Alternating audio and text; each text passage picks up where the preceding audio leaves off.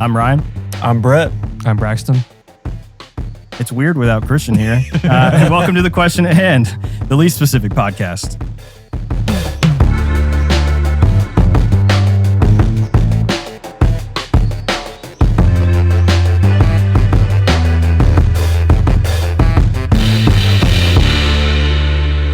What's up, guys, and welcome back to The Question at Hand. Hope everybody is doing absolutely phenomenal. And I do have an announcement before we get into this episode. We do have, in a couple weeks coming up, a Weird Dreams call-in episode. So if you have had any weird dreams, I literally had one the other night where I woke myself up screaming.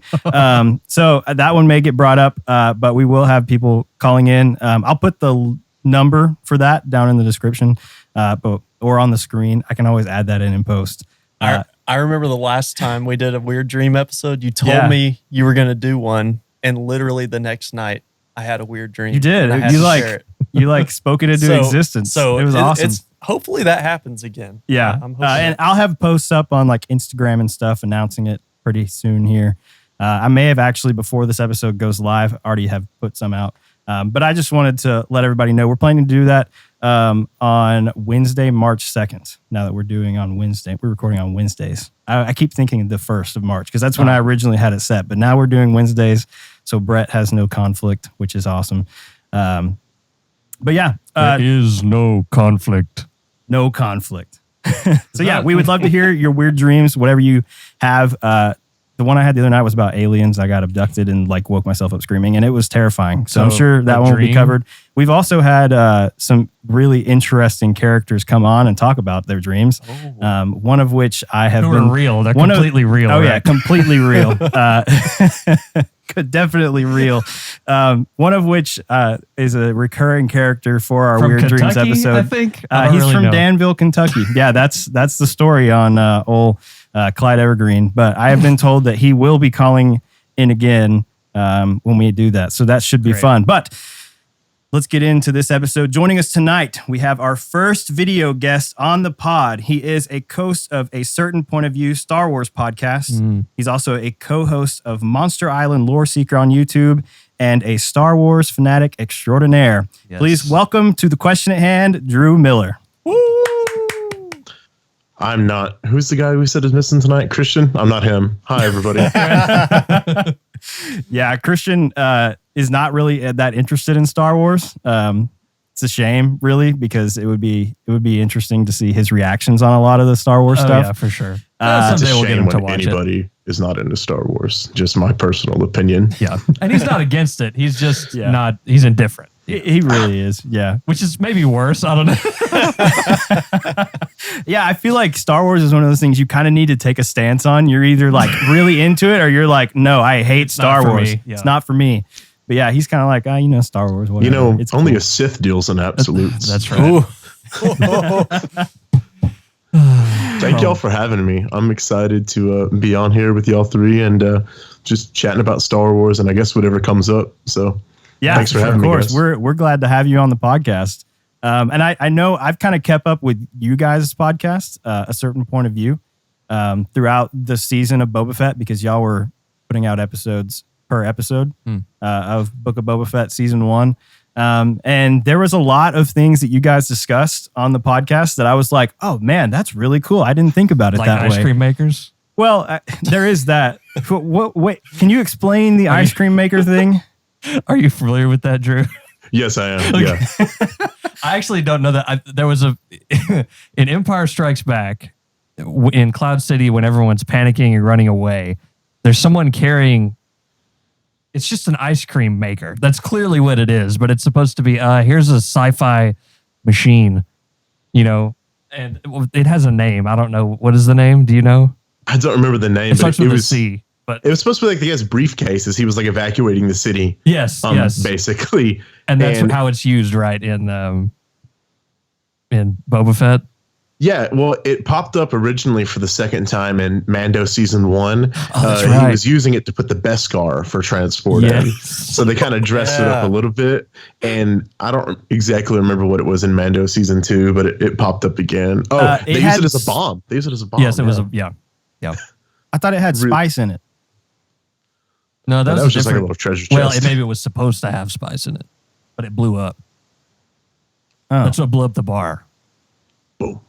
Well, yes, but it came up like earlier in the season on the back of the cart whenever the marshal was walking out to the like guys basically doing a drug deal. I'm pretty sure had one on the back of there too. I'm pretty sure it was on the back of it because I remember saying like, "Oh, that's kind of cool." And Braxton was like, "That's an ice cream maker, right?" And it's funny is it seems like, and I'm sure you ran into this too. Like, I'm always learning something else. I didn't know about the ice cream maker thing until my friend told me about it after it was in Mando season 1. So I was like, how did I not, like, how is that a blind spot in my, like... It's just one of those things with Star Wars. Every single thing in the background has a backstory. Every character, it's just one of those things that I don't think it was ever intended. No, it wasn't intended to be scrutinized like that, but it was, and that's what makes it so funny and fun. Yeah. I'm waiting for the Lobot spinoff. Hey, that'd be quite interesting. I don't think it'll happen, but it's not even worth explaining. He's a guy who has a metal thing on his head, and that's it. His name is Lobot. Okay. Yeah, so I always enjoy watching Star Wars with Braxton because he knows all these little nuanced things. Or I know, like, when we watched Mandalorian, there were, like, these references that would pop up. Because I feel like those have been... both seasons of Mandalorian and this one has lots of like Clone Wars references and there's references all over the place. But Braxton's like, "Oh my God, this guy, he's not even in the Star Wars canon. He's from this other book." And he like went and grabbed the book and shows me, and he's like, "It's this blue guy on the front of this." I don't know if you have best description ever. I don't know if you have a similar experience with that in terms of watching maybe with your wife or some friends that maybe you have watched some of it with. But of course I know him. It's me. That's anytime. Well, it's I mean, brought like, up. Yes. Do you I'm ever that guy. explain things to everybody, and they're like, "Why on earth do you know that?" Or I get asked, "How do you know that? And why are you telling me?" Is what I often get asked because it's constant.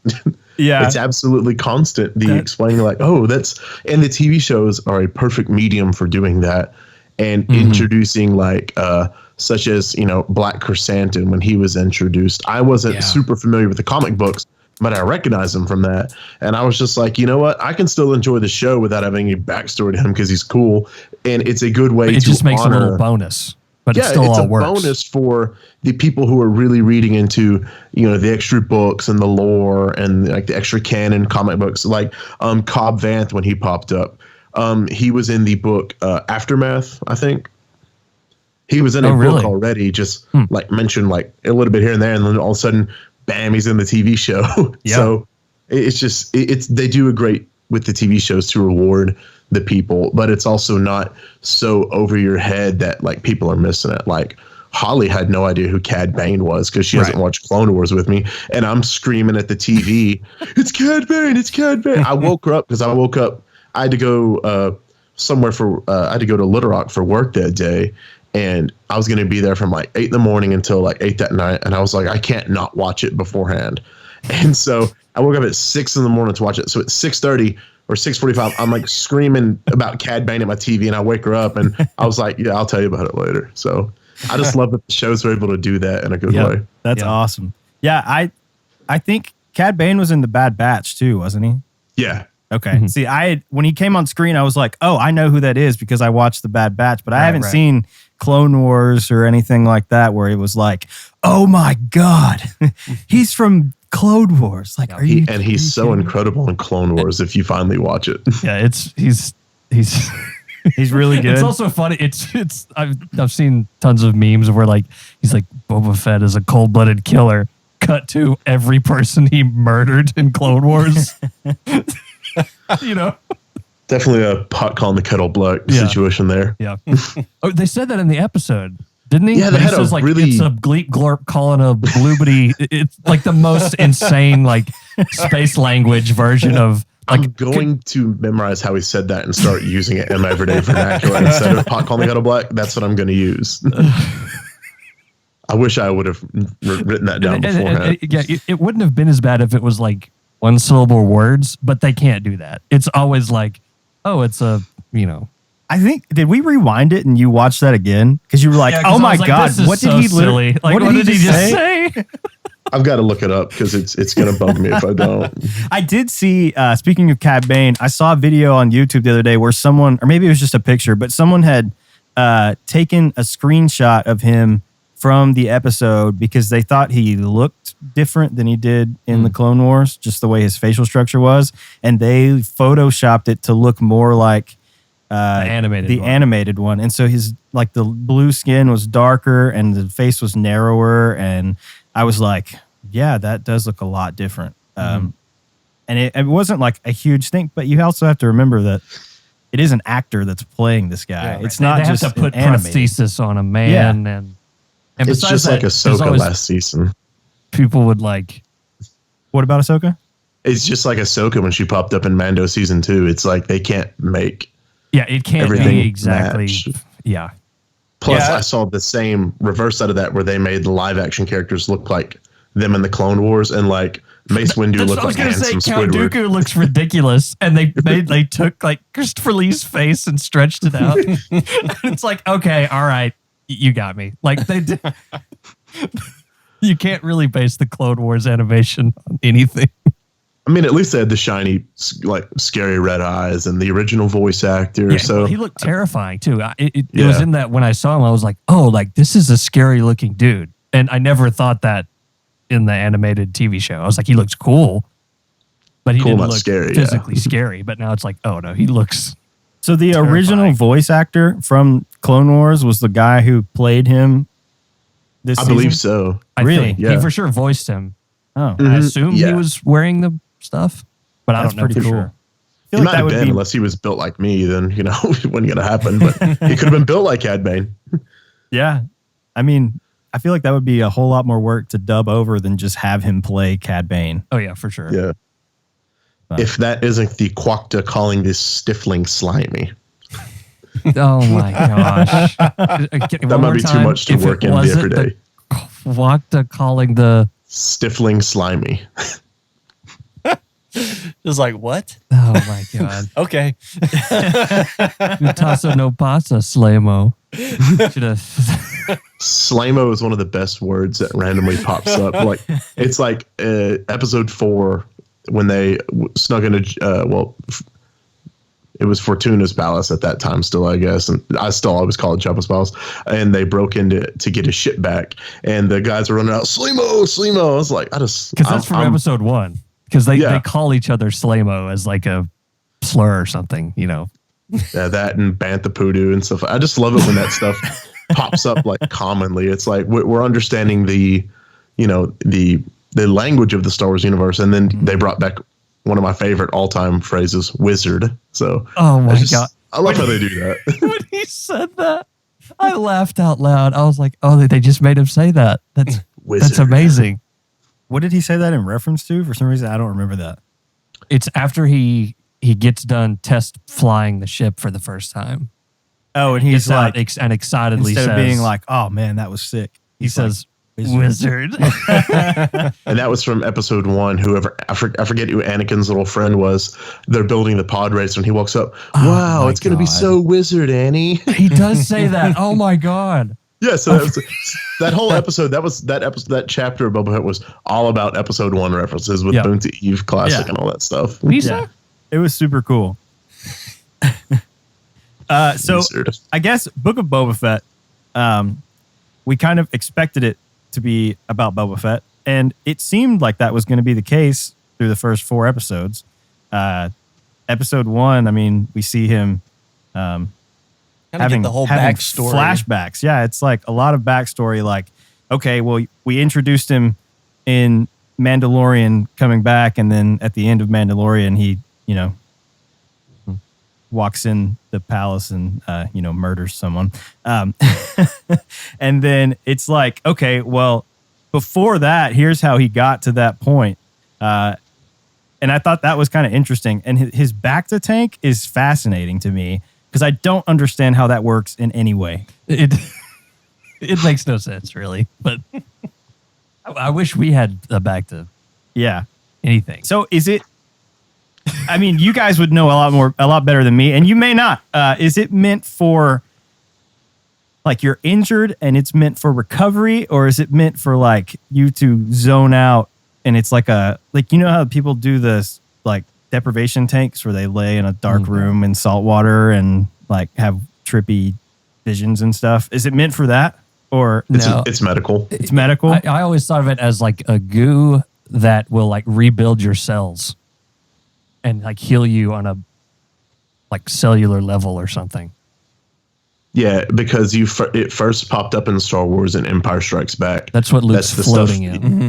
Yeah, when he was in his like man diaper floating, that was a back to tank. So it's for medical stuff. And I actually, as far as like the timeline of Star Wars is concerned, Bacta is a relatively new technology. I'm reading through the High Republic stuff right now, which is pretty good. And it's like just now popping up. They discuss that. Oh, that's in the interesting. book. Yeah, that actually makes sense because that's something where it's like, this is so advanced that like, do you know what I mean? Like I can buy flying ships, but like a goo that almost magically heals you, you know, you have to be so far along in technology that. Like whenever I first saw Empire Strikes Back, I just assumed it was like a hot tub almost because, you know, Luke was cold. Yeah. Luke almost died from, freezing to death. And I just assumed it was like a hot tub that they. You know, I wonder if that's what it was supposed to be. And then later they were like, oh, it's called Bacta. And it heals you. Yeah. But it was originally maybe just hot liquid. I don't know. Disney wants to know your location. They're coming for you. Don't come get me. Oh, man. Mickey Mouse got. Well, okay. Talking about the Book of Boba Fett doesn't have that much Boba Fett in it in total. I mean, it has a lot of Boba Fett in it. Like, right. Over 7 episodes that we got.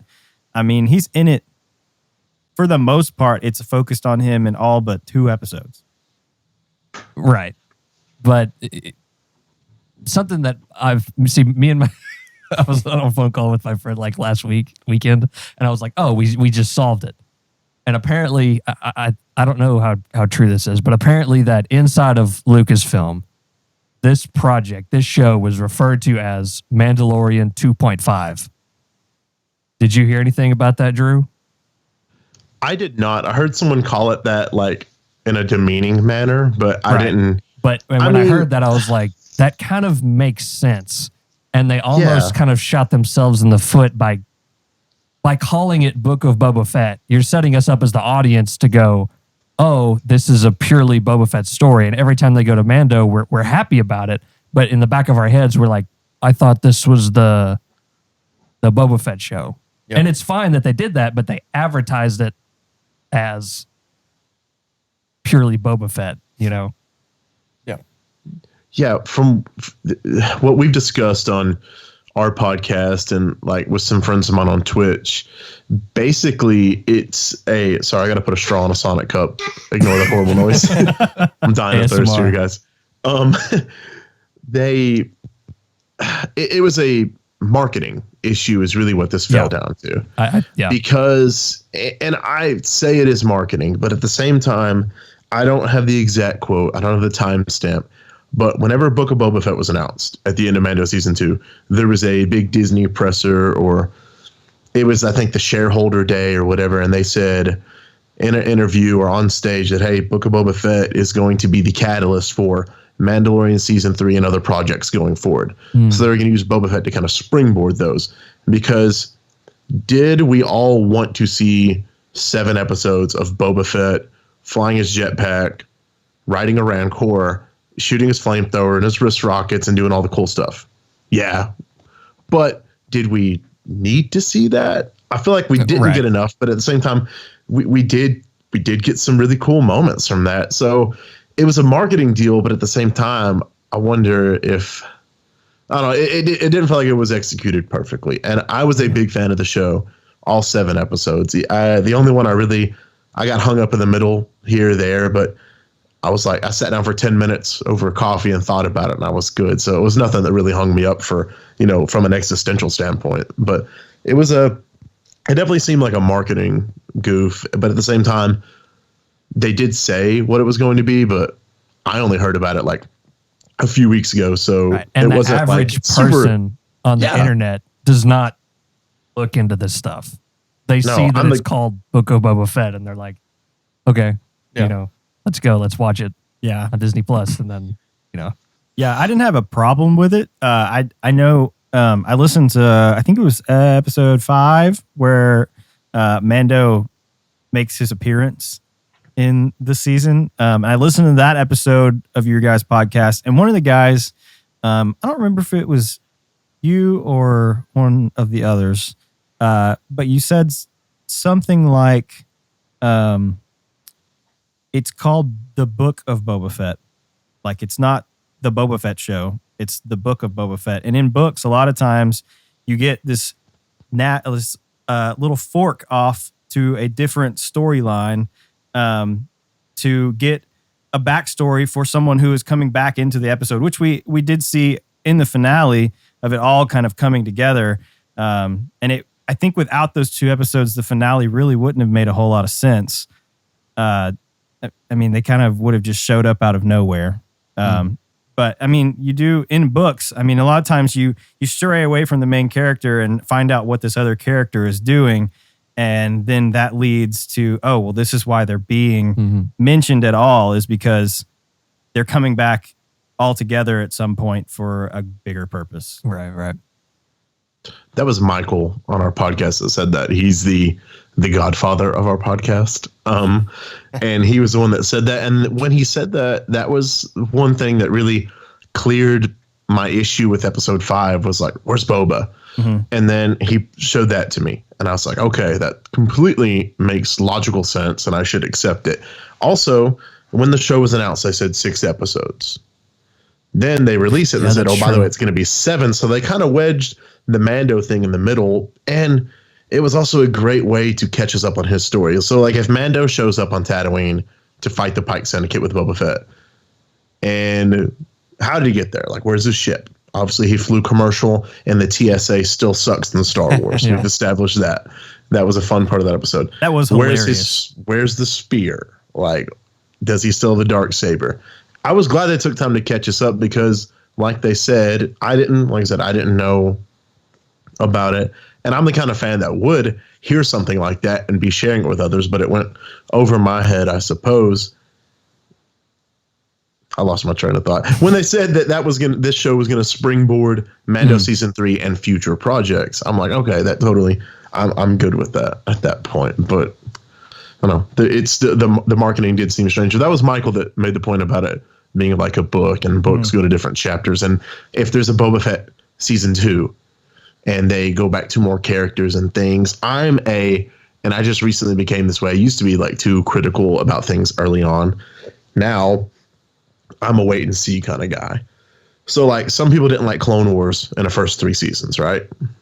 Now all 7 seasons combined plus Rebels, you're like, it's incredible. Right. And the same with the Bad Batch. The first few episodes were this, and then it was this, and then by the end of it, you kind of see where they're going, and it's pretty good. Then they say, oh, it's season 2. So after a few seasons, the Bad Batch weren't ties in. People will probably feel completely different. So I'm still in a wait and see mode for Boba Fett, but in the meantime, I'm really, really enjoying it. Yeah. I mean, after the season's over. I feel the same way. So what was y'all's overall thoughts? Yeah, I mean, I really enjoyed it. I wouldn't say it was on the same level as The Mandalorian, just because they did jump around in a lot of different places. And I guess one of my issues with it was where they're taking the character of Boba Fett. And this is hard to really articulate, get too nitpicky on, because in episode 5 and episode 6 of the movies, we only get like 2 lines from the guy. So we're all basing this one character off of that. The thing that I assumed was going to happen is whenever they teased the Boba Fett show at the end of the last season of The Mandalorian, they have him go in and kill Bib Fortuna, and we expect him to be this bad A.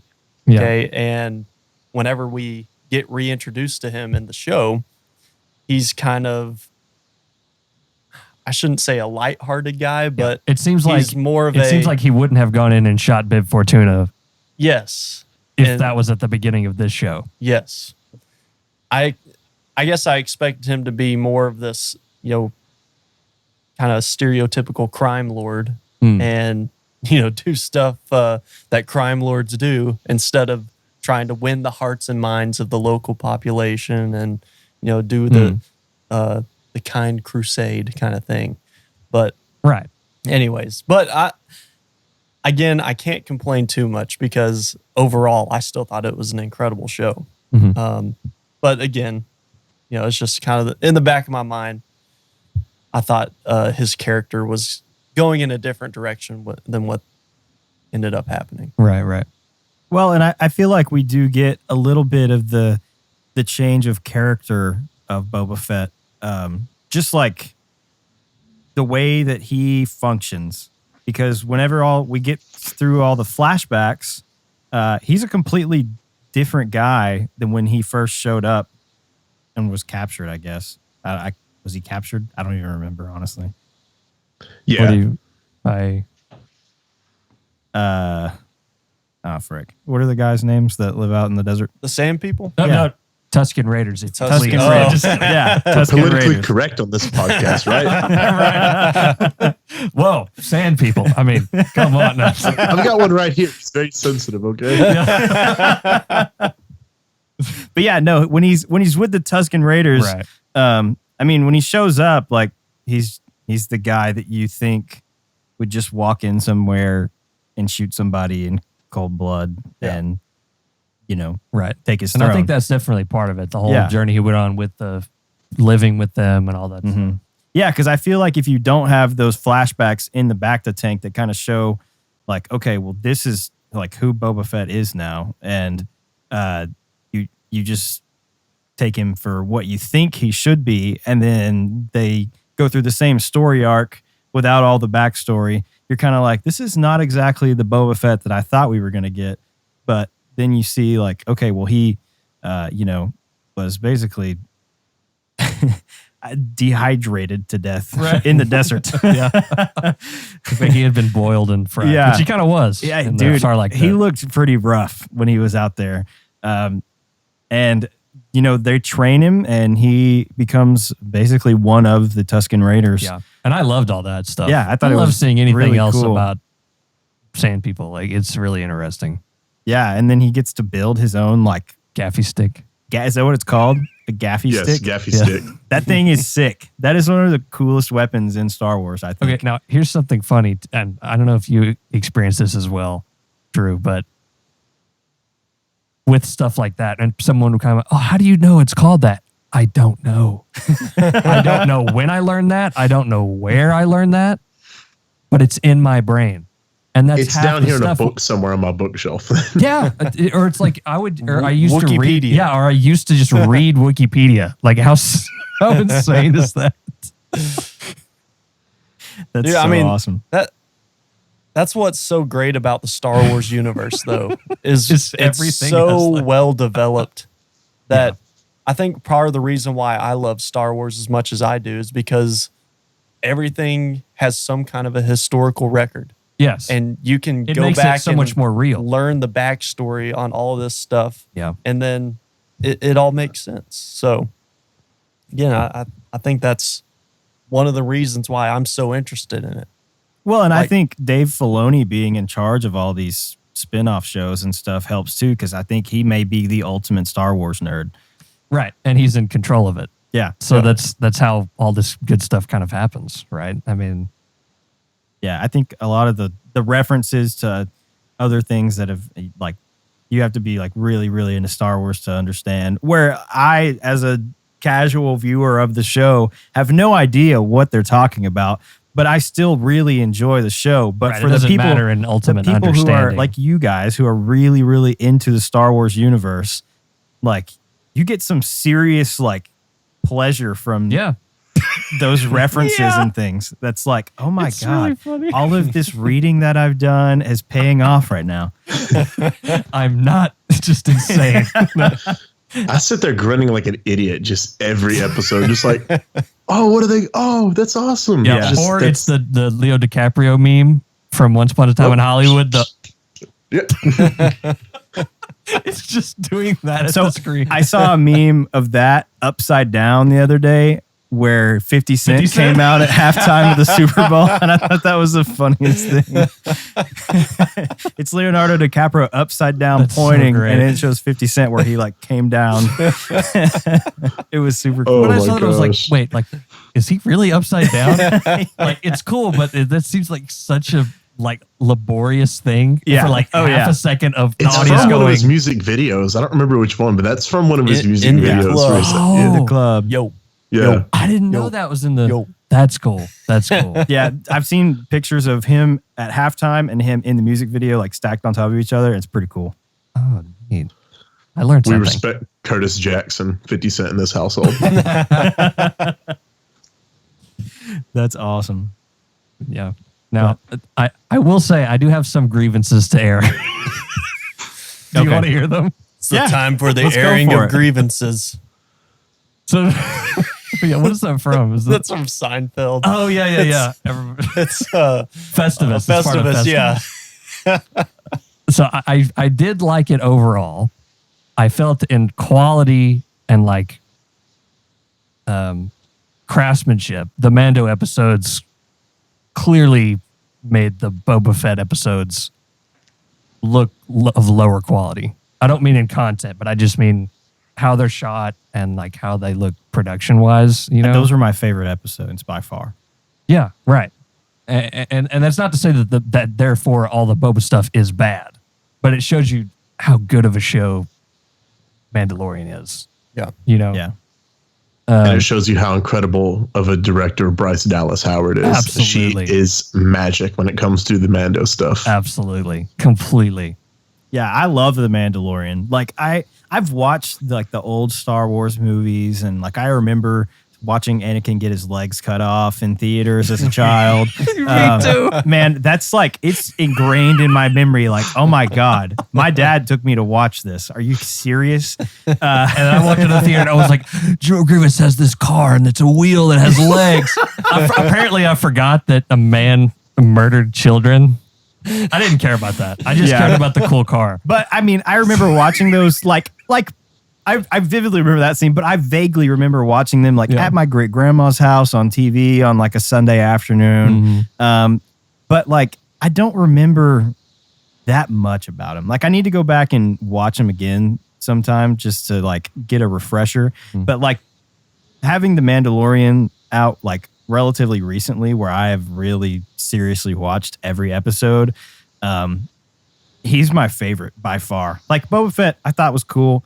But there's something about like Din Djarin's character and the whole Grogu thing, like just the entire show is it just feels so good. It's leaking with like just Star Wars-iness. Yeah, like it feels so even much without like lightsabers and all the stuff that you exactly think about being Star Wars. Like there's no Death Star, there's none of that. It's literally just a Western Star Wars, right? Which he now does have the Darksaber, which I completely forgot he had whenever he pulled that out at the beginning of episode 5. I was like, oh yeah. He like pulled it out, and I was like, no! Oh my god! Oh my god! I've got mine right here. Now you did win that in a fight because otherwise it's like bad luck, right? I had to fight a Target employee for it. That's my wife, so yeah, kind of. That's amazing. Awesome. He had to go all the way to the back to find it. Right.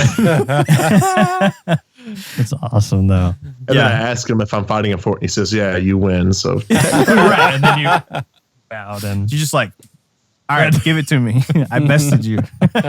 Totally. Yeah. I've got 2 others in my collection, but I did not win those from any Jedi. They're just, they found them. Nice. In stores and bought them. The reason, let me hop in here real quick on what we're talking about. I hate to interrupt the Darksaber thing, but I've always got it back there as a prop. yeah. I love it. The Mandalorian, the magic of it is so, it oozes Star Wars, and there's corners of Star Wars for everybody. That's what's so wonderful about it. My wife really loves she's a new fan, so she really loves these aspects. I love every aspect. There's certain fans that are here, but I feel like The Mandalorian is perfectly right in the middle. Yeah. Because it draws from here, from here, from here, and from here, and from right in the middle. It is the sequel timeline, right? But it's oozing with original trilogy stuff. It's pulling stuff, enhancing the sequel trilogy timeline. It's pulling from the prequels. Yeah. It's pulling from the Clone Wars. It's pulled from basically every show except Rebels to this point, except it totally is now pulling from Rebels because of the Darksaber stuff. Yeah. The thing where he was training with the Darksaber and the armor says you're fighting against it, like the weight of it. That's word for word what Kanan told Sabine when he was training her during the trials of the Darksaber. So good. They're so good at making this. Like, and the Mandalorian pulls from literally spoils us. Yes, they pull from every corner of Star Wars at once. They don't play favorites. Yeah, and it also leans very heavily into the two genres and the one like kind of worldview that inspired Star Wars: Westerns, samurai movies, and like Eastern philosophy and stuff like that. Mm-hmm. I feel like the Mandalorian creeds, the cult Children of the Watch Mandalorian creed is very similar to the like the way of the samurai and things like that, which was the Jedi Order, warrior code. Yes. And you see just everything that's great about Star Wars is in The Mandalorian. The only thing missing is John Williams and Ludwig Göransson.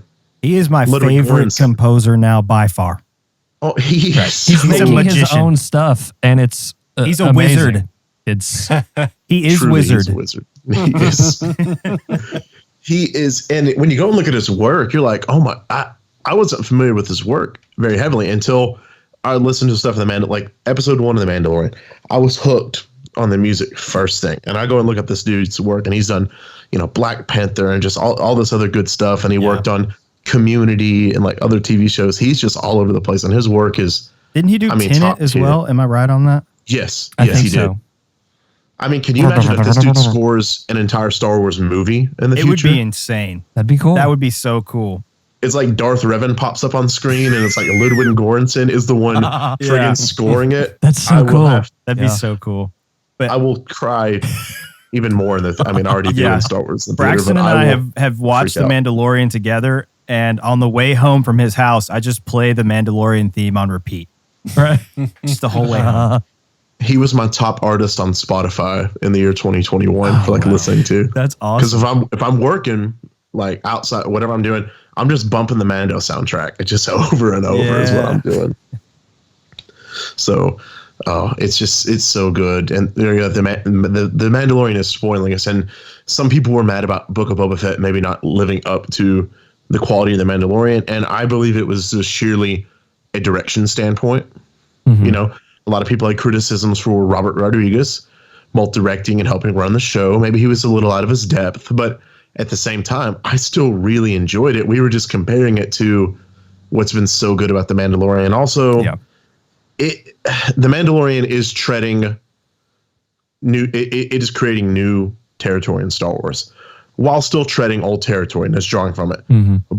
Book of Boba Fett was mainly old territory with new brought in. So we were used to seeing new things, and there was some old, but I think mainly it came down to the direction of the show. And at some points, it was like the CGI. It's like, man, it looked better in the prequels. Yeah. And but it was just like 3 times off the top of my head over a 7-episode show. So, there's movies with more mess ups than that over the course of an hour, 45 minutes. So I can't complain. I mean, friggin' Cats got produced by people that make money for a living. And so I can't complain. Yeah. Plus, how realistic and just incredible was the Rancor? Other than the live, awesome. like the model they made of it, they had like an animatronic for it, but the CG of it looked so cool. It was really cool. I'm all over the place here talking about it, but it's just, like I said, it's mind blowing. Love it. Well, Okay, this was my only other main problem with the finale. Was the Cad Bane thing was too short, in my opinion. Yeah. And the more they lingered on the battle with the Rancor, I was like, this is cool, but I don't really care about any of these characters, like, deeply. And not just emotionally, just like the story that it's told up to that point. Yeah. And then with Cad Bane and Boba, I was like, oh no, like, instead of playing all that scene all at once, like, cut to the battle once or twice more and then cut back to them talking 3 or 4 more times or something. Like, milk it for all it's worth, you know what I mean? And then the other thing that was weird to me was Cad Bane says, the Sand People, it wasn't the bikers, it was the Pikes that killed them. And then it's like, oh, well, then Boba loses his cool and tries to attack him. But to me, that it felt so weird to where it was like, why didn't Cad Bane kill the Sand People? Like, why would he get mad at Cad Bane for just telling him a fact? Yeah. It would have been so easy just for them to have it right and be Cad Bane was hired by the Pikes to kill the Sand People.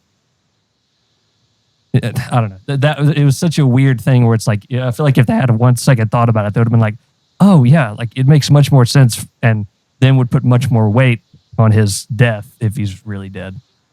Yeah, I think he's dead as a doornail. I think he's probably actually dead, which is why it's like, wouldn't it? So like, why did then he kill him? Because he told them somebody else killed his friends. I don't know. I mean, it seemed like they had some bad blood too. They have history. Oh yeah, they have history, absolutely. Yeah. And I wish they would have talked about the history more, because people who haven't watched Clone Wars don't have any context on that. Yeah. There have been 1 or 2 lines about that before he died on live action. Mm-hmm. And it's never there again. Yeah. I would just say we were robbed of the opportunity to see Cad Bane use his jetpack shoes just one last time. But yeah, there was already a lot of flying and action in the episode, so maybe they just wanted to make their stuff more stay on the ground, dialogue driven, and combat, and the payoff for the gaffy stick stuff. Yes. Yeah. The gaffy stick was really cool. And if Cad Bane had killed the Sand People, how cool would it have been if he was then killed by an honorary sand person with the gaffy stick? That poetry. Really cool. It's like poetry. It rhymes. Right. Yeah.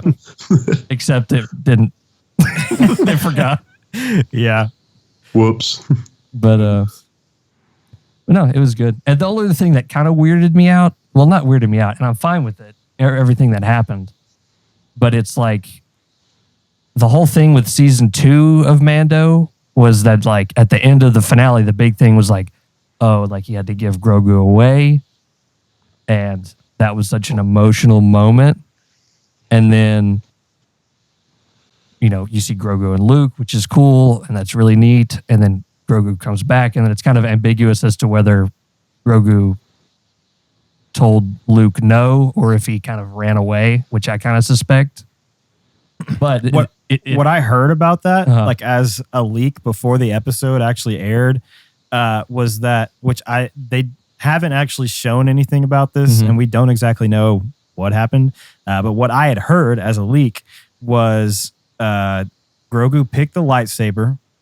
Luke sensed that like he needed to go help the Mandalorian, and he gave him the chain armor and sent him back.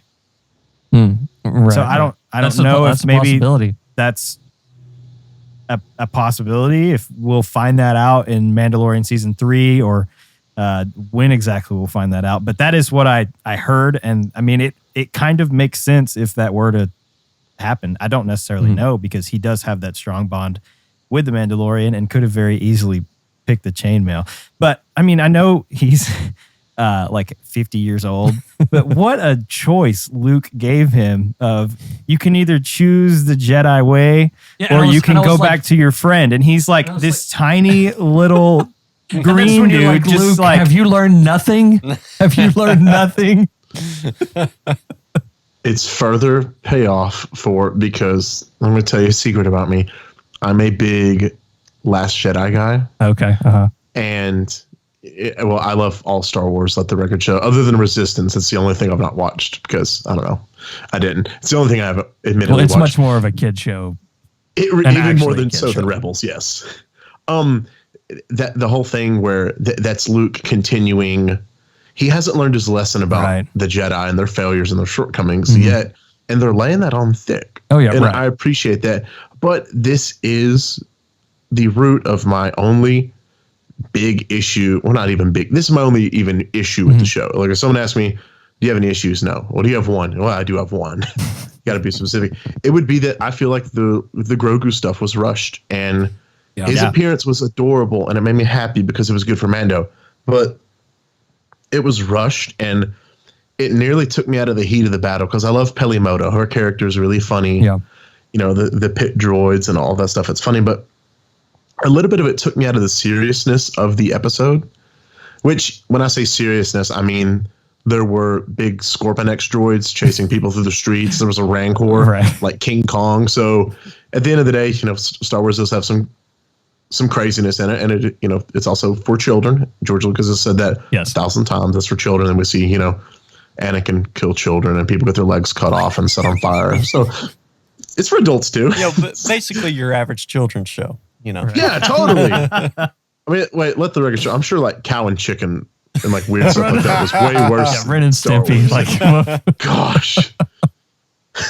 Yeah. Didn't one of them work for like a call center? Like one of them worked for like a sex call center in an episode. God. Oh my God. Yeah, there's your kids show right there. So that's my only issue I had is that did feel rushed, and I feel like it maybe took away from the beautiful, like, tear-jerking climax of Mando season 2. That's what I was going to say. That's exactly what I was going to say. Totally took away from it. But at the same time, wait and see. What if Grogu did run away? I mean, you think R2's just going to not go back? R2's going to go back to Luke. R2, people will say R2's no snitch. Yeah, he is. He's going to tell Luke everything. Yeah. Luke's going to know. But I also wouldn't be surprised if R2 helped Grogu run away. That's why he was so panicky. Very possible. You know yeah, because Pelimoto, she said something like, I understand you're in a hurry, but so maybe R2 had like, he had a mission in mind or something like that. Yeah. Can we talk about for a second when she asked, "Hey, little guy," and and R2 tells her what his name is, and she's like, "Grogu, that's a terrible name." It's a terrible name. I was like, I feel the same way. Like we called him Baby Yoda for so long, and now we have to call him Grogu. Grogu. I was in love with the name when I first heard it, but yeah, still people ever stick with Baby Yoda. But even before Grogu, I was a stickler. Like I was like one of those jerks that was like, his name is the Child. Right. It's the Child. I was one of those guys. On the merchandising, his name is the Child. I was one of those guys, admittedly. Yeah. So, you know, but when someone said Grogu, I was totally down with it, you know. And maybe it was just because Ahsoka was the one that told him. Oh, yeah. And it was like nothing hurt. Oh, yeah, Grogu says so. Like, we're on a first name basis. And Din's like, Grogu? That's his name? Whoa. That was Keanu Reeves for as Din. I still know Kung Fu. Whoa. So speaking of Ahsoka, I actually have, let me bring it up here. I actually have a mild theory about how I would like to see something play out with Luke. I'm only down for spicy theories. It's decently spicy. Oh, okay, hold on. Let me. Well, now I can't find it. But basically, it's Din. Oh no, I remember it now. I was looking at a different screenshot. I always screenshot things from like a Discord event and send it to other friends. Like, hey, check out what this person said or whatever, or it was something. I'm off topic here. Sorry, guys. It's been a long day. Oh, you're good. What if Din sees how powerful Grogu has become in a short time? It's like Mando season 1 and 2. It's like Grogu would come on, do the magic hand thing. Right, and it was like almost nothing. Take a nap for an hour.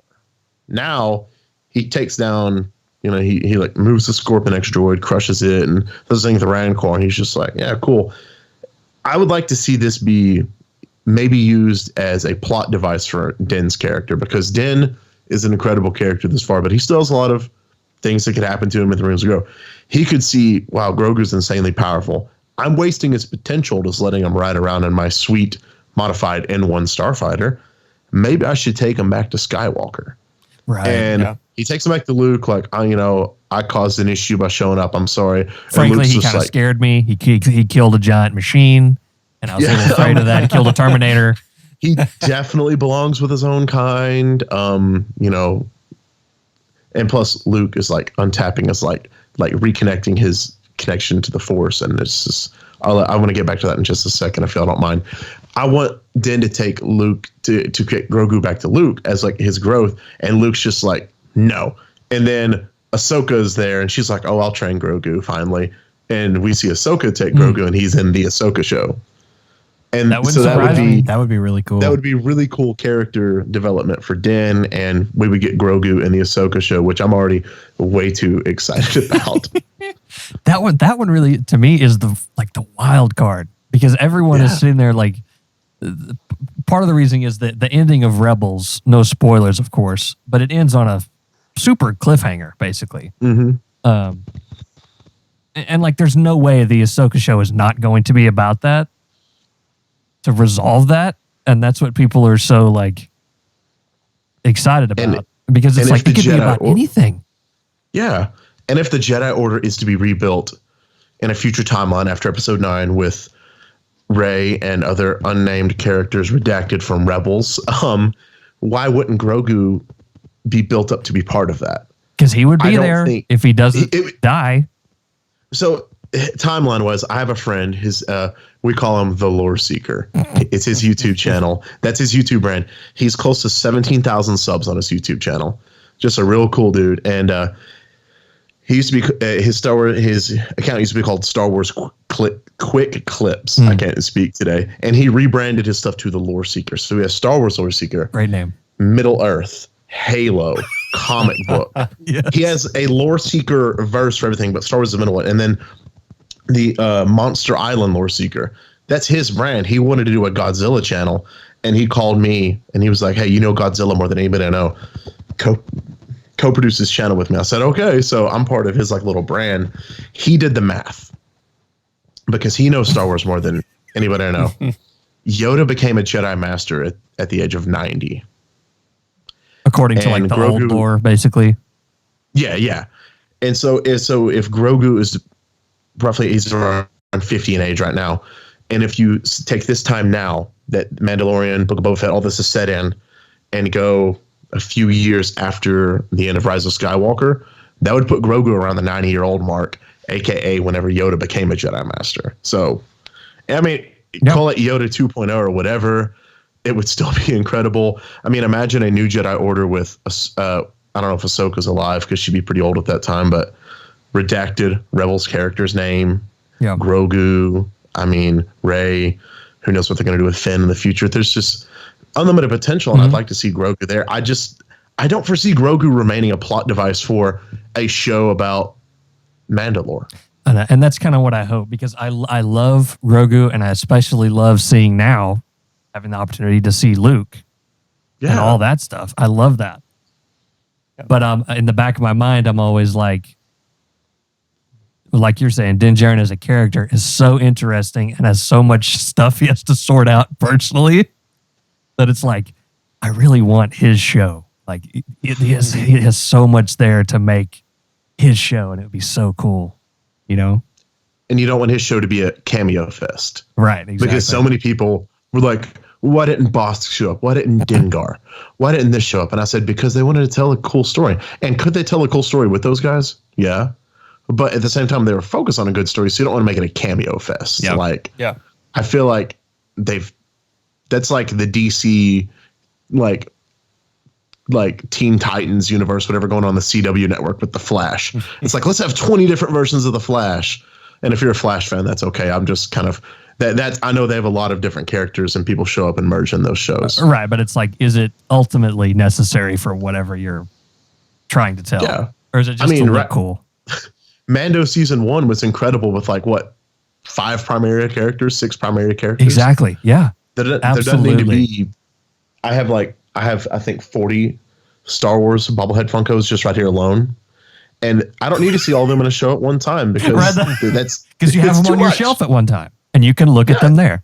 There's no room for well, and also timeline wise doesn't make sense because like Darth Malak from Knights of the Old Republic isn't going to be hanging out with like Kylo Ren. Now like, I tell you where he will be hanging out with them, and that's in Lego Star Wars, the upcoming greatest game that's ever going to be made. It looks incredible. It looks literally too good to be true. I think they said 300 different characters you can play as. What? Or control at different points, like 300 different characters. Yes. All timelines, all planets. And it's endless. It's like they've already said like they're going to do like Mandalorian stuff. And then like they could come back in 3 years. Okay, we're going to do the Clone Wars. And you play through the Clone Wars as Rex. It's unlimited. I'm going to collect all those mini kits. It's free real estate. It's free real estate. So real quick, what I was going to go back to talking about Yoda, Grogu, and Luke and his Force connection. Have any of y'all played Jedi Fallen Order? I've played parts of it. I haven't completed it yet. I don't own it, but I play it when I go to my friend's house. It's so good. I've played through it twice, and I like the it that it's story is canon. really good. Yes, and I like when they use they've used a little bit of something that they made. It was roughly canon. No, it was definitely canon. The Inquisitors, or not the Inquisitors. Like the connection to the Force and how somebody can close it off. Oh, right. And so through like, and it's cool how they use it for a device in the video game. So in the game, as you progress, you level up, right? Basically, that is the character Cal Kestis restoring his connection to the Force that he cut off. It's almost like someone who had amnesia having to relearn something, except he purposefully forgot. Yeah, and Luke says that in the episode when he's training. He's like, it's more that he's remembering that I'm training him. So Grogu obviously had all these years of training. That, I was like, yeah. What does that like? What are the implications of that? Like, what the heck is that? And little poor Grogu's Order 66 PTSD. I mean, oh my goodness. That was a rough scene, but it was incredible. I saw a meme where someone's like, well, Filoni found, what is this, the 8th time to show us Order 66? He loves it. He gets off on it. I'm convinced that he loves. Have you ever seen a supercut of Order 66, like across Clone Wars, Bad Batch, Fallen Order, now The Mandalorian? I don't know if I want to. Everywhere. It's kind of like they're like supercut. It's like 30 minutes long. Movies. It would have to be. Well, it's like 6 scenes all together at the same time. And they sync them up when Order 66 happens. It's pretty cool. But that's what I thought about Grogu. It's like he's closed himself off from the Force, and Luke is using his training to rebuild his connection. And I mean, I think this will help Grogu speak. This will help. Right. Maybe we'll finally figure out what his species name is, what planet they're from. He's only the third of this species in Star Wars canon. So shout outs to Yaddle. Shout out to Yaddle. I mean, really, we've got to learn these things, and I just like how they're using this little bitty thing from a video game about like restoring your connection to the Force and having flashbacks. Because Cal Kestis, the character in Jedi Fallen Order, has a lot of flashbacks, and they're all through the Force. And I was like, that's so cool. They kind of brought that to the show. I might be the only one that that's so true. That. Yeah, I mean, they didn't come out and say it, but that's immediately what I thought of. So I like that. No. Great. I'm gonna yield some time. I'm talking a lot, guys. No, I love it. It's great. I love talking about it. It's really fun. It's fun to talk about everything you love. It's fun to talk about things you don't like in a constructive way. And it's just, I don't know. It's fun to make memes, and it's fun to quote it, and it's all just great. I'm glad you brought up the meme part, because one meme that I guess I don't get why it became so blown out of proportion is like a bantha. Oh my God. I'm so happy. I'm so happy that I saw these start to pop up, and I know it's a funny scene, but I don't understand exactly why it became as popular as it was. Yeah, there's no real reasoning why. People wanted to make fun of it. They're like, and then because it's already sort of silly, right? It's sort of silly, and then that tiny bit is then stretched, because all the ones I saw were them cutting that line into other quotes. Yeah, right.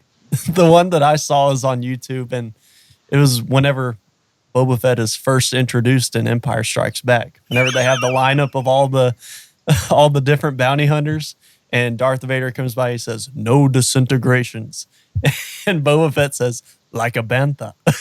Yes, exactly like that. And I was just like, "What?"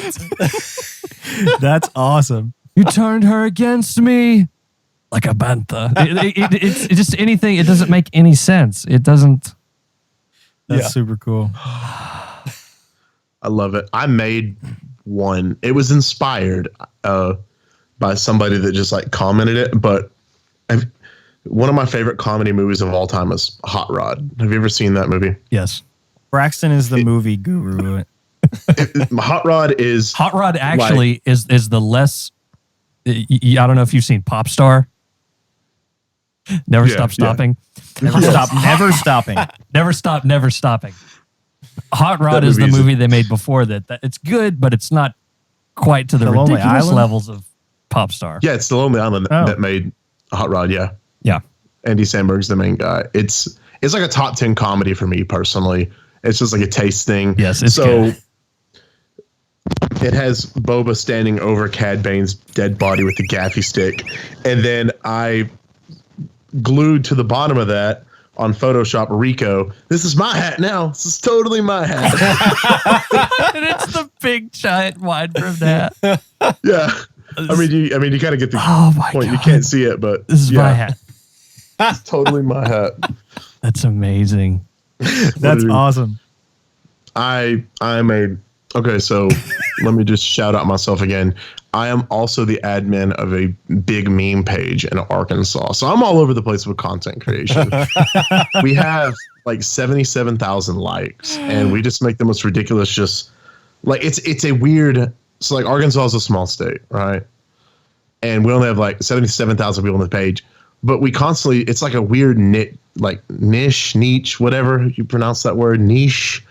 We found this weird like community of people for like jokes about Arkansas and stuff like that, and people go nuts with it. There's probably like 20 of those meme pages in Texas, but I've got one of the ones for Arkansas, and we have a great time with it. That's amazing. So that's awesome. I've not been able to work in any Book of Boba Fett stuff yet, but anytime I can work in a Star Wars joke, I try to. It was like on May the 4th, were Star Wars Day. Are you familiar with the movie Sling Blade? Oh my God! Yes. That was made in Arkansas. That was made in Arkansas, and we kind of claim Billy Bob Thornton as like honorary Arkansan, one of our own. And so it was the scene where Anakin first learns that Palpatine is a Sith Lord, and he was like, "Are you going to kill me, Anakin? I would certainly like to." And so I pasted over that. Carl, why do you have a mower blade? I aim to kill you with it. And like that was the most like niche, like Arkansas Star Wars thing I could think of. That's and it was the best stuff. It was like one of my favorite memes I've ever made in my life, though. It didn't hit heavy on the page, but it was one of my favorite things I've ever made on my phone. Like I laughed about it for 10 minutes before I even posted it. Kill you with it. Like a bantha. Master Skywalker, there are too many of them. What are we going to do? What'd you kill the younglings for? What'd you kill the younglings for? This is a gold mine. It's a gold mine of content, of cross. Oh my gosh. Got any of that blue milk in there? Okay. Brackston, now we're going deep. You're going to be CEO of our memes on our Facebook page. You're going to have to make memes for us. It's funny because I like to make them all the time. And in our discussion group for our podcast on Facebook, I see one of the most annoying things people do is just like spam memes all the time. And I make them. And I'm just like, I want to post these because I'm like a group admin and like it's content. But when like the same 3 people post them and like spam them multiple times a day, I can't. And like Michael, he gets driven nuts by it. So I just send him mine all the time, even though he wasn't posted. He gets bugged by it a lot. Yeah, so that's awesome. So yeah, we have a intense potential for Star Wars Sling Blade crossover and Hot Rod memes. Absolutely. So stay tuned for that. That's incredible. I have really sidetracked us from the show here at this point. Oh, it's all good. So it was for comedy's sake. I will say episode 5 and episode 6 were my 2 favorite episodes of the season. Even the finale was not topped by either one of those. And I will say episode 5 was awesome because he did build the ship. But I thought episode 6, where he goes to see Luke and Grogu, or mostly Grogu. But he gets there and R2 like wheels over to him, and he thinks R2 is leading him to go see Grogu, and he gets to this clearing and R2 just shuts off, and he's like, what am I supposed to do? That made me laugh so hard. And all of like the droids are going around, and they build him a bench, and he sits down and he's like, I guess I'm going to be here a while, and takes a nap. I can't describe why, but that whole bit of them building the bench, us realizing as the audience, him just commenting, is that a bench? And then sitting on it made me just lose it. It was like one of the funniest things I've ever seen in Star Wars. You did lose your mind. I don't know why it got me so good. Like, because it's so practical. Yes, it's just it was delivered just spot on, perfectly. And I think that's a Filoni thing, because rule of thumb, if Ahsoka is an episode, Filoni directed it. And if Ahsoka is not going to be an episode and Filoni directed it, she might pop up, like in this one. We didn't know she was going to pop up. Mm-hmm. And he's just really good at that kind of little practical, like, comedy stuff. Like, he directed season 1, episode 5, The Gunslinger, which is my co-host Michael's least favorite Mandalorian episode. Which one does that remind me?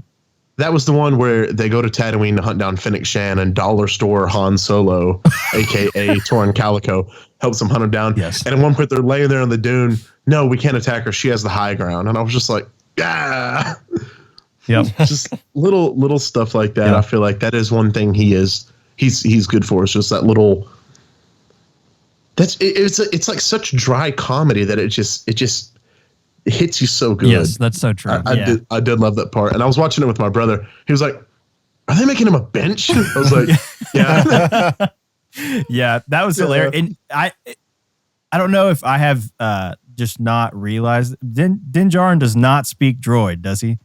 It seems like he's always extremely confused anytime he comes in contact with a droid. Where like some of the other characters, they just talk back and forth with him. He's like looking at them like, what the heck are you saying? And so R2's like beeping at him, and he's like asking him questions because he doesn't understand what's going on. And then he just shuts off. R2 was done with his crap, is what it was. And how easy would it be for him to install a little voice modulator in a little like accessory of his helmet to understand what droids are saying? But he spent so much of his life, hating droids and stuff like that. Yep. Mm-hmm. Mm-hmm. You didn't want to mess with that. True. Yeah, he was bigoted against droids. And R2 is sassy, like we know that. Yeah. Like ever since episode 1, it's like he's gonna shut down and take a nap when it's convenient, or just do his thing. And they really lean into that heavy in the Clone Wars sometimes. Sometimes too heavily, but they lean into like it. Bugs Bunny, essentially, right? It's the perfect description of it. Oh my gosh. Yeah. But then, I mean, we see Grogu and Luke, and they're meditating. And Grogu sees a frog. And that whole scene was funny because he like tries to pull it out of the water, and then Luke like puts his hand up and pulls all of the frogs out of the water while Grogu's not paying attention. Grogu looks over and his eyes get huge, and he's like, oh my God. And I feel like, but I also feel like that is like when he finally realizes like, hey, okay, maybe there's something to this Force thing. Like maybe this is something that I need to learn more about and understand further, because I can have unlimited frogs. I can have way more than just the one. Unlimited frogs. I'm so narrow-minded right now, focused on this one frog, when I can't see the bigger picture of all of the frogs that are under the water. Right. And that was such a Yoda moment. Right. Yeah. It's mirroring sort of pulling the X-Wing out and, oh, you can't do this. Well, it's not the showing off thing, but it's like you have the capacity to do whatever you but it's decide.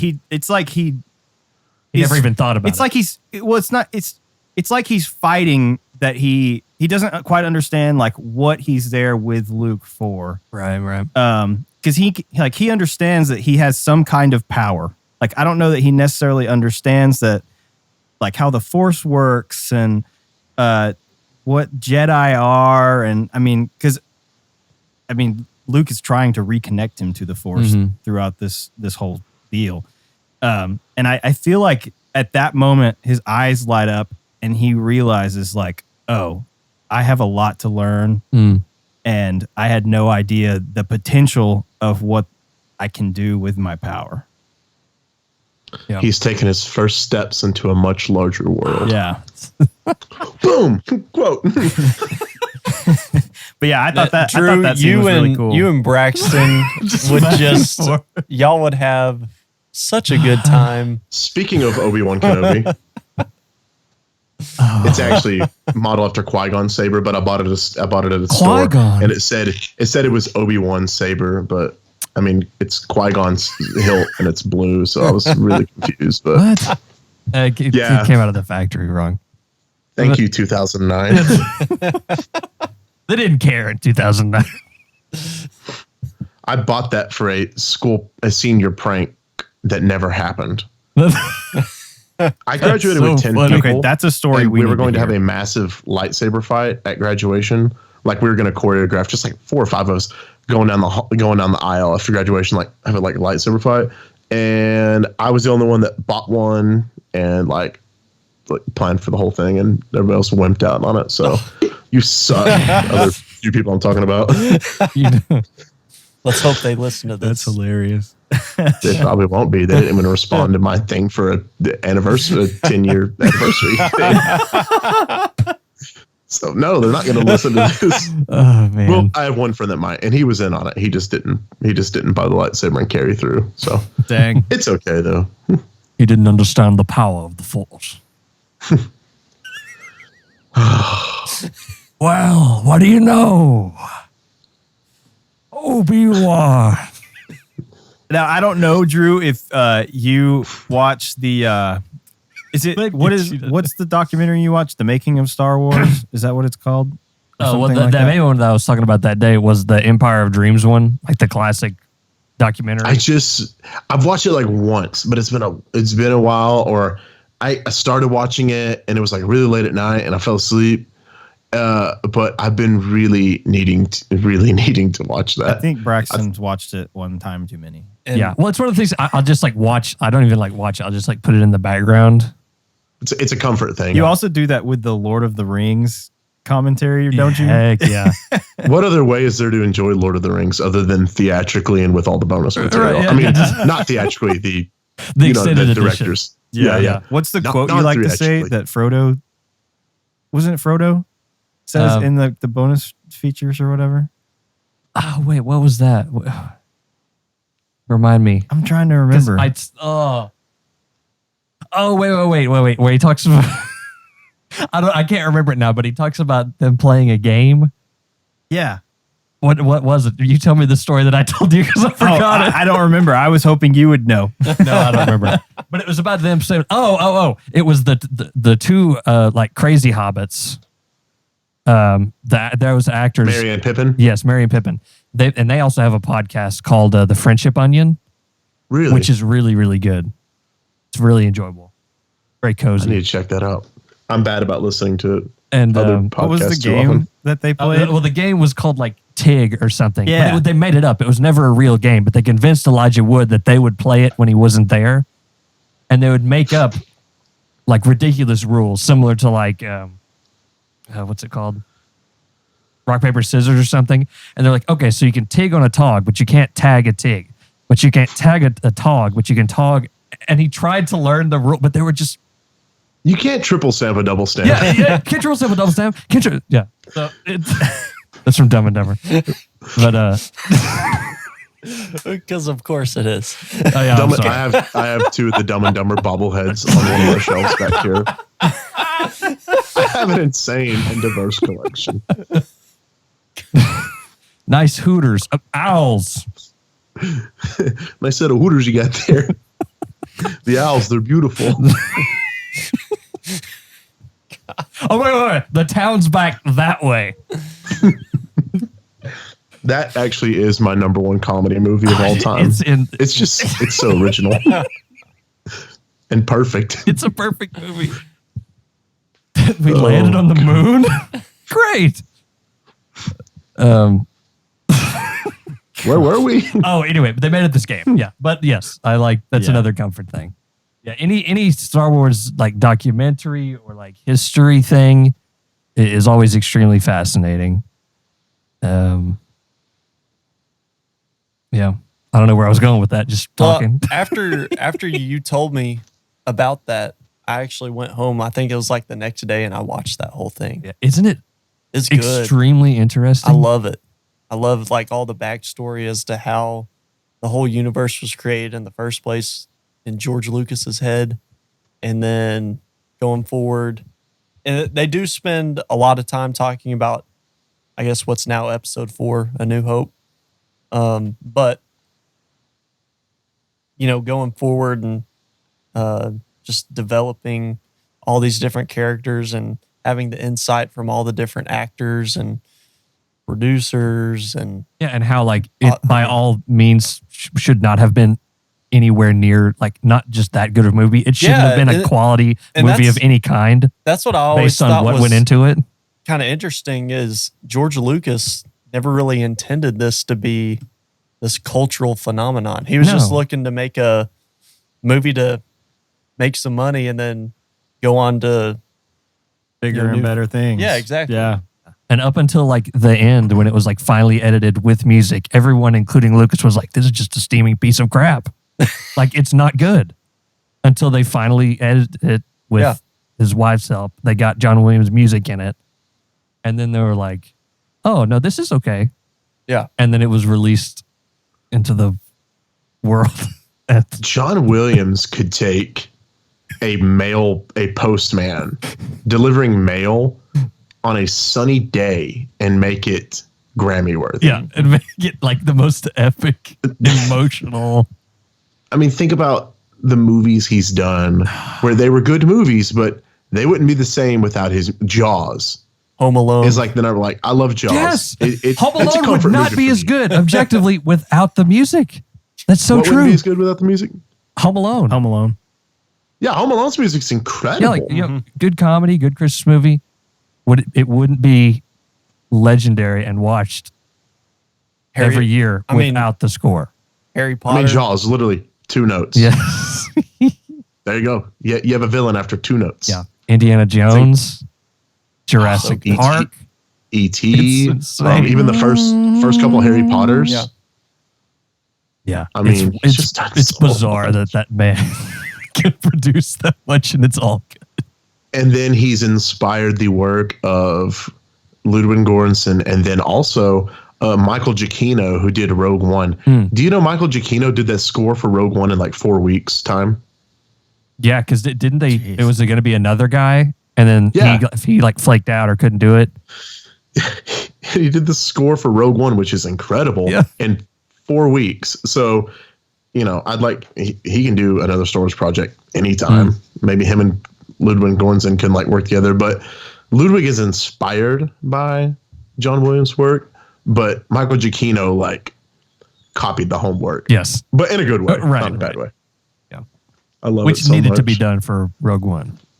Yes, you couldn't have had it too experimental for Rogue One.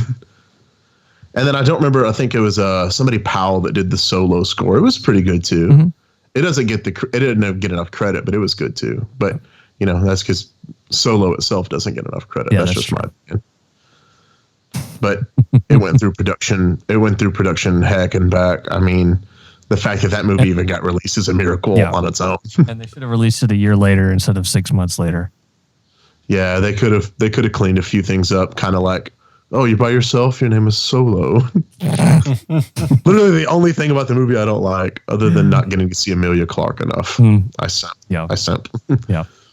I really love Solo and Rogue One. They're my favorites of the newer stuff by a mile. Rogue One is like they're really good. You do have a Rogue One poster on your wall. That's true. Yeah, I do. I'm staring at one right now, a small one that I got from the theater. Oh, nice. Brackston got his from Disney Rewards. Oh, nice. If you're not into that, you need to get on that.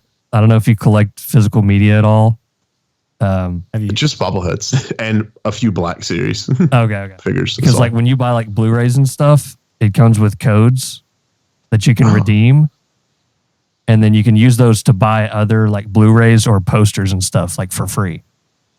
I need to look into that because, reasons. Yeah. reasons? Sometimes there's crappy stuff on there. Sometimes it's really cool stuff. It just depends. Hit or miss. Save your points. Yeah, and your points like don't go away as long as you like keep logging in every once in a while. Sick. I need to look into that for sure because my office this is the only room in the house I got to decorate, and literally it's not even the whole room. It's just two of the walls.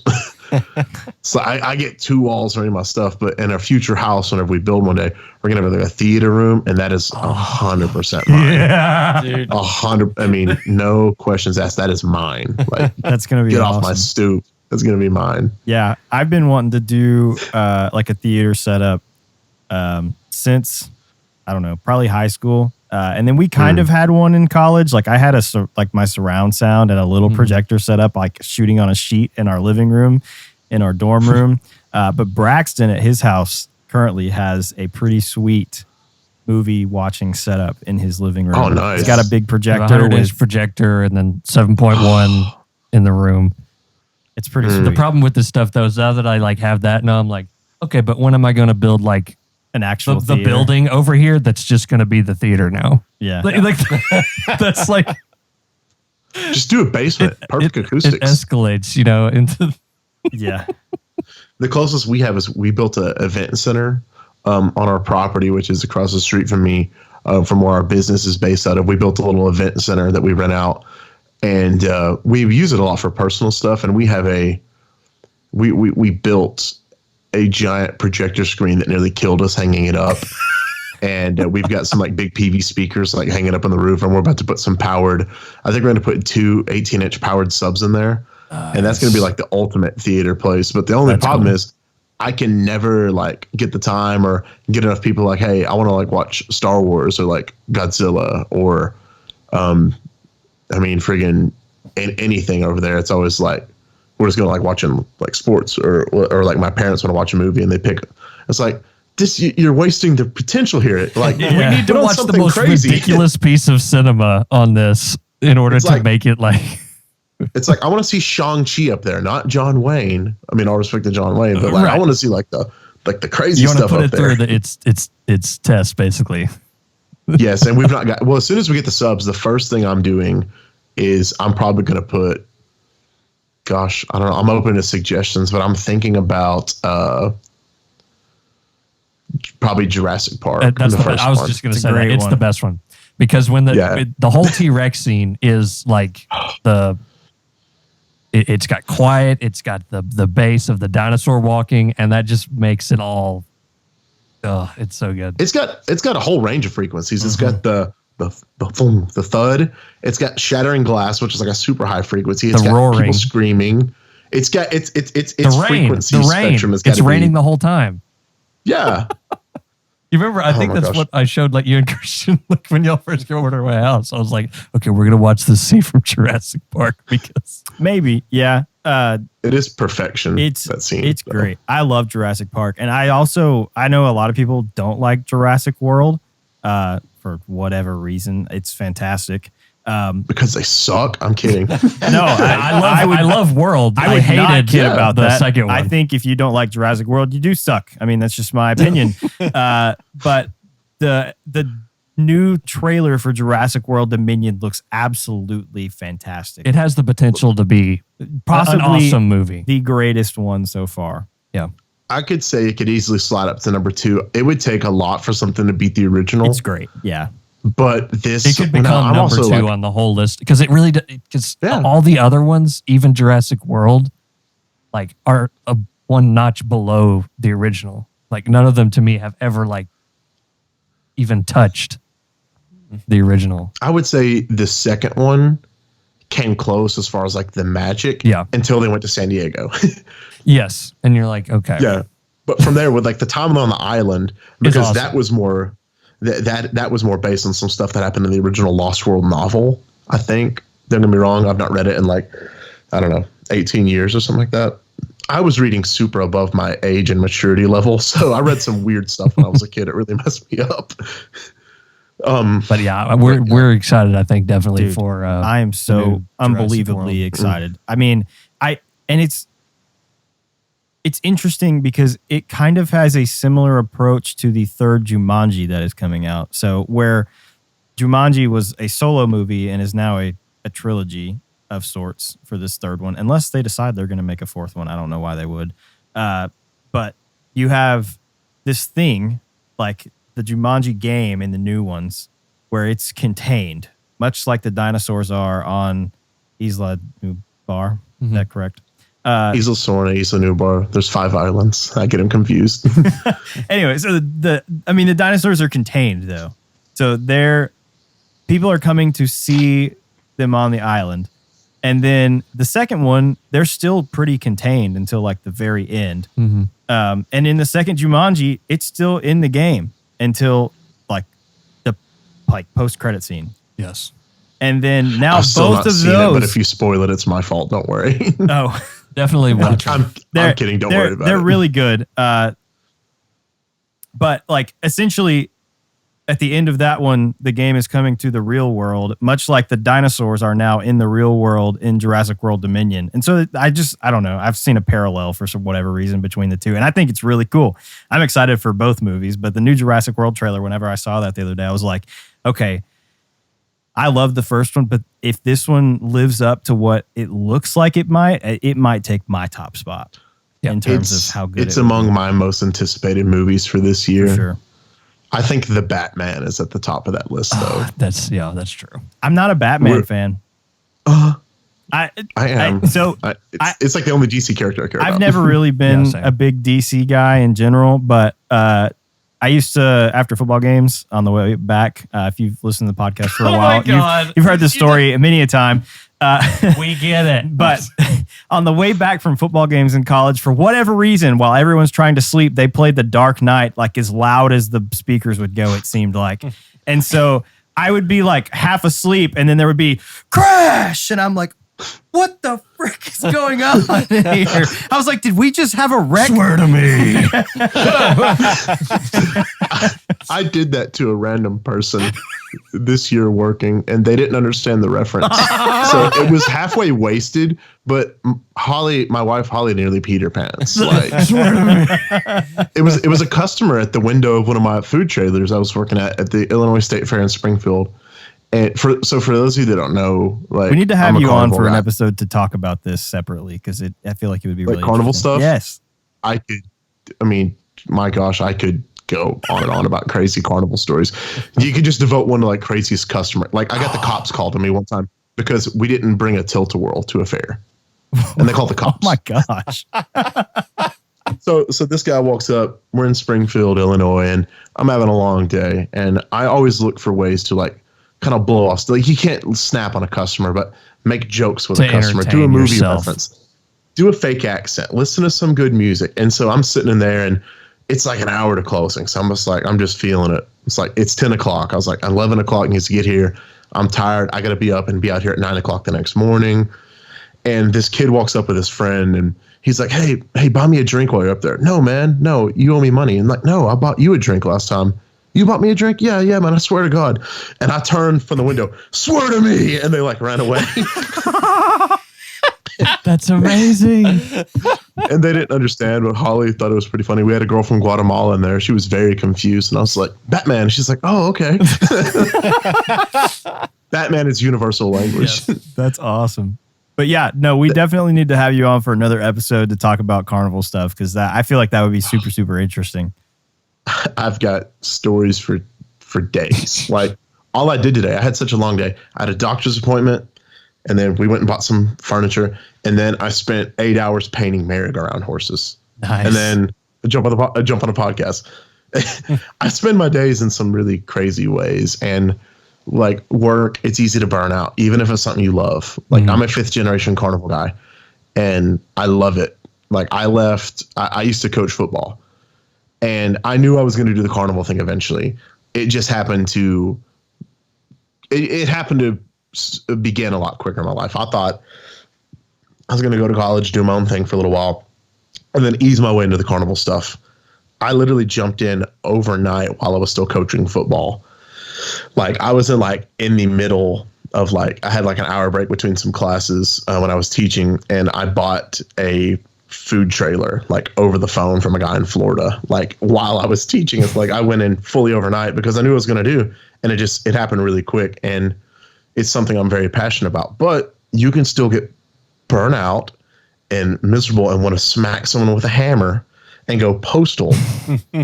Now I'm talking about people that work for me. I would never strike an employee or a customer, but I will throw something at somebody, just kidding around. My brother, we usually take our anger out on each other because we're brothers. It's okay.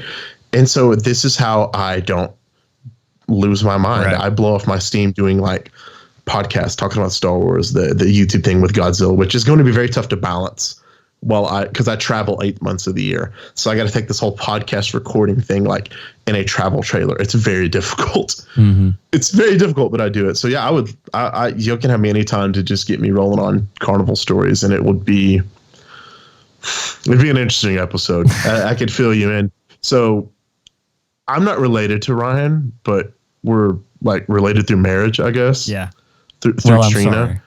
That's okay. Yeah, not directly, but I mean, my aunt is your sister-in-law. Is that correct? Yes, that's exactly it. So it's actually less complicated than I let on, but still. So it's really strange chance or coincidence that we've even made a connection here. And I've taught her. She thinks it's great. I've taught her and the kids and Paul some carnival language and some phrases to know. Carnivals, we have our own secret language about stuff. And I've taught them some things, and you might even be able to spill a few secrets out of me about that. Sadly, I'm not in Tampa, Florida this week because that is the international home for carnival people. Is Tampa, Florida? That's right. There's that village there, right? It's called a Gibtown. And so have you ever watched the original Dumbo? Yeah. Mm-hmm. That's where they leave from. When the train, Casey's Brothers Circus. Oh, really? Or Casey, whatever the circus is, when they leave from Florida, and it's Tampa Bay. And I think the original, it's edited out. It used to say Gibtown on it.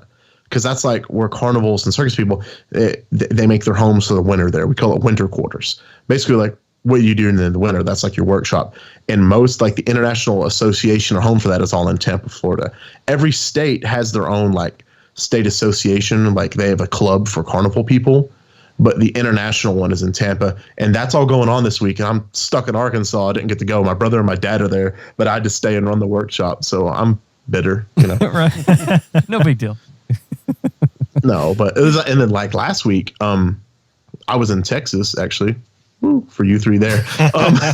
And I wasn't on our podcast to talk about the Book of Boba Fett finale. So I'm glad I got to a little bit this week. So that's been great. Yeah. I messaged you on Facebook because I think that's the easiest way I had to contact you at the time. And I said, hey, how's it going, Drew? Would you like to come on the podcast? And then I show up to Malelo's basketball game, and Drew's sitting down there, and he's after the game, he was you didn't think I was going to get to answer you in person today, did you? I drove 5 hours just to watch some junior high basketball. Oh, yeah. I mean, I'm dedicated. Yeah.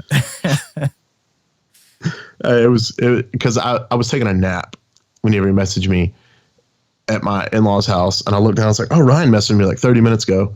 And then I'm getting rushed to the car, so I just shove my phone in my pocket. I forget about it. And all of a sudden, he walks in the door. I was like, what are the friggin' chances? What are the chances? A, that we even know each other. B, that we'd see each other and that be the setup for the podcast thing. Yeah, so, it's pretty cool. The Force works in mysterious ways, as they say. Indeed, that it does. Oh, man. Do the magic hand thing. do the hand thing. That's not how the Force works. There we go. That might be nice. That's a top 5 Han Solo moment. Oh, absolutely. Of all the dumb, crazy stuff Han's done, and then just that's not how the Force works. Yeah, the expert on the guy who used to think it was hokey, not him believe in it. Now he's telling people Right, the rules. He's an expert. I mean, I guess Leia instructed him or like kind of taught him about it. Yeah. Any woman can make you a believer in something, I guess, if you're really in the relationship. Wow. Oh man. So right after the finale, they announced the new Obi-Wan show. Oh yeah. Oh my gosh. How excited are you for that? Braxton literally might lose his mind. I'm gonna lose my mind. I already have. It's gone. I can't believe that it exists, that it's going to come out in a few months, and then I'm going to be able to like put it in my brain. I've got two bobbleheads of Obi-Wan back here, and I did have a Lego version of him. He's gone now, so I don't know what happened to him. So right. I'm beyond stoked because it's going to be the greatest creation of mankind. Emotional damage. Oh my god! Okay. Emotional damage. This show is going to wreck me, and I'm anxious for it. Like I'm ready to be hurt by this show. Yeah, because Star Wars it's space wizards and lasers and explosions and Michael Bay, lens flares. I'm just kidding. We don't have those in Star Wars. And Jedi samurai wizards and crazy old men doing screeching and jump around with a lightsaber. Yep. And Star Wars is everything, but it's also there's this emotional depth to Star Wars. Full of tragedy. Yes, tragedy. I mean, it's a space opera, and tragedy is the root of an opera. Well, not all operas, but whatever. I'm not artistic. Tragedy. Darth Plagueis the Wise. I have a keyboard shortcut for Darth Plagueis the Wise to send it to people randomly. That's beautiful. As well as Don't Lecture Me, Obi-Wan, and that whole spiel. I have those as keyboard Obi-Wan. shortcuts, and I send them to people randomly. Do you want proof of this? No, but I want to make a shortcut on my own computer. I'm fine. I'm fine with proof. I want to see it. I kind of want to see it. Yeah. You got your phone with you, Ryan? Watch this. That's amazing. Okay. I'm just now opening Facebook Messenger. Clearing a message.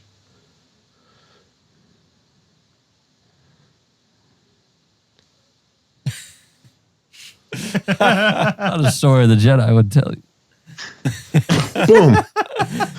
Keyboard shortcuts. I see through the lies of the Jedi. You're gonna go back to your phone one day and be like, what? Why is the only message I have from Drew Darth Plagueis the Wise?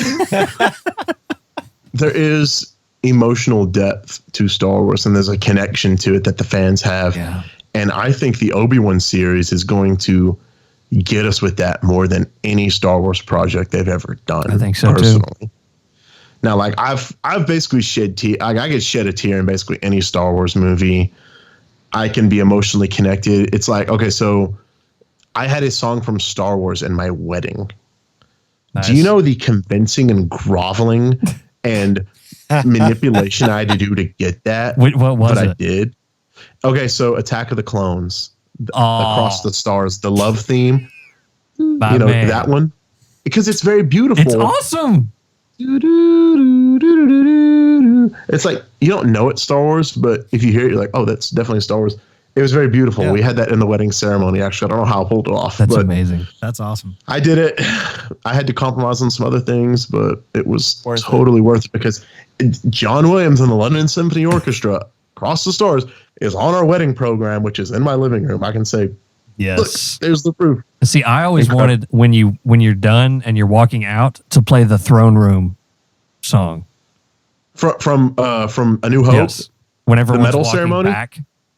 Yeah, I tried to get that, and it was shut down, so I had to compromise for. And I had to like play it for my mom because she does not like Star Wars, and she helped plan our wedding. And Holly wasn't into Star Wars until we got together. And then she watched Attack of the Clones with me. She was doing like the Leo thing, like pointing at the screen, like, "Hey, that's the song." It was amazing. Yes. So never give up on your dreams, you listeners out there that are hopeless Star Wars romantics. That's awesome.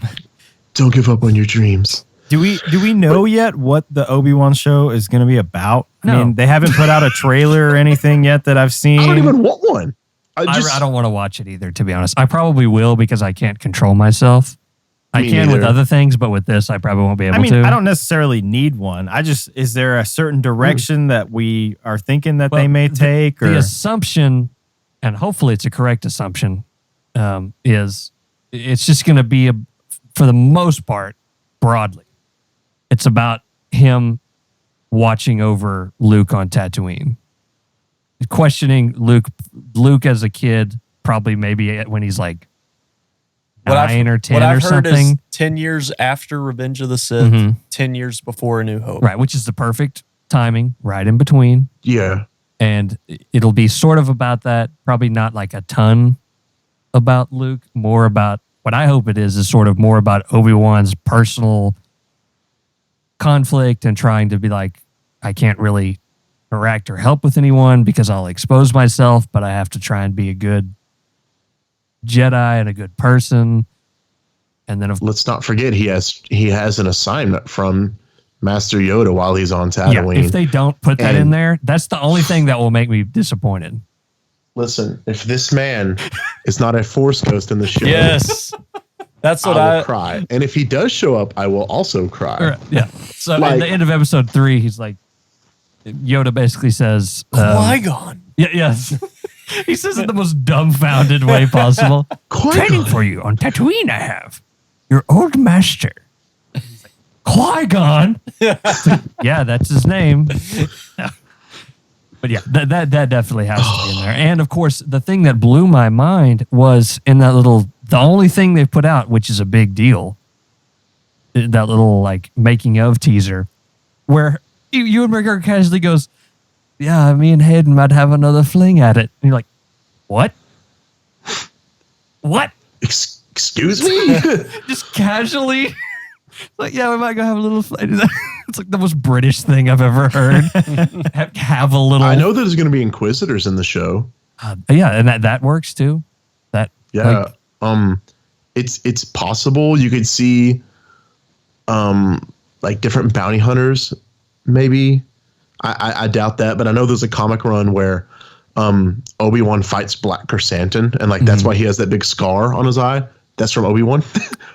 Amazing. Ooh. I don't think that would happen. It's just kind of coincidence. Like, they just introduced Chrysanthemum in Book of Boba Fett. So if he pops up in Obi-Wan, people might be less confused. But I doubt that because, like I said, cameo fests avoid. We just want it to be a good story. Exactly. And I think it will be. I'm very confident in it. I don't know if it will, but like Qui-Gon's appearance could be literally like the last 45 seconds of the show, and I would consider it a massive success. Yes. Obi-Wan is questioning everything. He's having these because I know there's going to be flashbacks. Yes. Like, I know that for a fact. And he's going to be questioning everything, and he's going to be like at rock bottom. Yes. And all of a sudden. Yeah, I want drunk Obi-Wan. I want like crawl in a bottle like Hermit. Bobo Man. Not for like the whole show, but maybe like the first at the episode. beginning. Yes. Yeah, that'd be hilarious. We need hungover Kenobi. Yes. And then like he's sitting there and he's just like, because I want to see him do the training where he's trying to establish a connection with Qui-Gon and he's like failing. Yes. And then like literally the last 2 minutes of the show, that's all I need, is all of a sudden he's at rock bottom and it's like, Master, I have failed. I have failed you. I won't be able to help Luke. And he's like, your focus determines your reality. And then Liam Neeson releases the Kraken. Yes. I have a very particular set of skills. Oh wait, wrong. Like I need to see that. But that's just me. That's like the only expectation for the show I have, or prediction, is that I want to see Obi-Wan commune with Qui-Gon Jinn. That's all I need. Other than that, whatever else they give me, I'm going to be super happy with. Like, and deep down, Hayden Christensen's coming back. I know, and that's what I'm saying. Having both of them be in it, deep down, like it fulfills such like an 8-year-old like. Yeah. I don't know. It's just so. I think I never thought I would see this ever, and now it's actually happening. The fact that we all grew up with the prequels make them that much more ingrained in us. Because, looking back at how the prequels were received by, adults whenever they came out, it was kind of mixed reviews, and, people always hated Jar Jar. But I've never really had that big of a problem with all the things that they said were problems, if that makes sense. People like to make problems. Exactly. But they don't even exist. I love the prequels and the fact that they're bringing back all these actors for this series, especially the main two. They're doing it right. You know, so I'm super excited for this Kenobi series. Could they have just made this animated and tied it in with Rebels and this and yada yada? Sure, yeah, they could have given us good backstory, and they kind of did with Maul and Obi-Wan and Rebels. That was cool, but they're bringing back the actors. They're doing a whole story, and to them in the back of their mind, they're like, "I get another chance," because they loved it. I feel the same, even if they weren't sure about working with Lucas or they weren't fully satisfied with the end result. They're like, "I get to go back and like play." Yeah. Are we allowed to talk about Spider-Man yet? Yes, we already talked about it. But I mean, the fact that not only are these shows bringing people back, and I think it's super cool that the actors are totally down for it. I mean, much like in Spider-Man No Way Home with, all three Spider-Men coming back and being freaking awesome on screen all at the same time. Just the fact, I mean, 4 times. Even in I promise even in the last 3 of the main series Star Wars movies, like bringing people back, and then in the shows they're bringing people back, and like it's just so cool that not only are they thinking about doing that, but that the actors are like, yeah, that sounds freaking awesome. I would love to do that. Exactly. Yeah. If any 2 people deserved a second chance for the fandom that were improperly received on the planet, it's Hayden Christensen and Andrew Garfield. Yeah, that's absolutely. If any 2 people freaking deserve it. I love Andrew Garfield. I don't know if you've seen Tick Tick Boom, but it's on my list to watch. Dude, he is like, I just put it. I've watched it 4 times. I could have easily by now watched it 50 times. I'm trying to restrain myself so I don't wear it out. I listen to the soundtrack multiple times a day, every day. But it is quickly become one of my favorite movies probably ever. And Andrew Garfield is phenomenal in that role as Jonathan Larson. But dude, him coming back was fantastic. And being able to redeem himself on that giant catch where he catches Zendaya was so good. Just there have been and it's not even like, oh, we're bringing him back, you guys should be excited. It's like, no. That novelty lasts for like the minute when he's in the first scene. And then you're immediately, he's in the story. It's serving his movies. It's serving the movie you're currently watching. And it all just gels perfectly. Yeah, they're doing such a great job about not only bringing these characters back and saying, yeah, we know that you loved them before. Now you're going to love them again. But there is a point for them to be there. And not only is there a point for them to be there, but they are very much meshed into the story. And continuing their own. Yeah, not only are they just there to, like, especially in Spider-Man, like, they're there to mentor Tom Holland is essentially how it goes. But they also, like, have redeeming arcs for their own stories. And you find out, like, about Tobey Maguire's Spider-Man and where he's at in life now that he's older. And, like, they basically took him from where he was in his universe at the time of the last Spider-Man and said, okay, well, here's like a little bit of where he's at in if there was another like original Tobey Maguire Spider-Man today. And it's not like, oh, well, he's coming in like right at the end of the 3rd movie or whatever. It's like there's significant time that has passed in between the movies that he was in and this movie, just like there is in our world. It's not one of those like non-linear kind of things where it's like, oh, these are all happening at the simultaneously in these different universes for the multiverse. That drives me nuts when they do that. Speaking of the last Spider-Man, can you imagine what if they did the last Spider-Man, but it's like the Last Jedi where Tobey Maguire's in hiding and Miles Morales seeks him out for training and he doesn't want to, and he's a grouchy old man that redeems himself wonderfully, if I'm up dead. Well, but it's like the Last Jedi, but Spider-Man. Yeah, when you Miles said the Morales last Spider-Man, is, I was like, the animated one, right?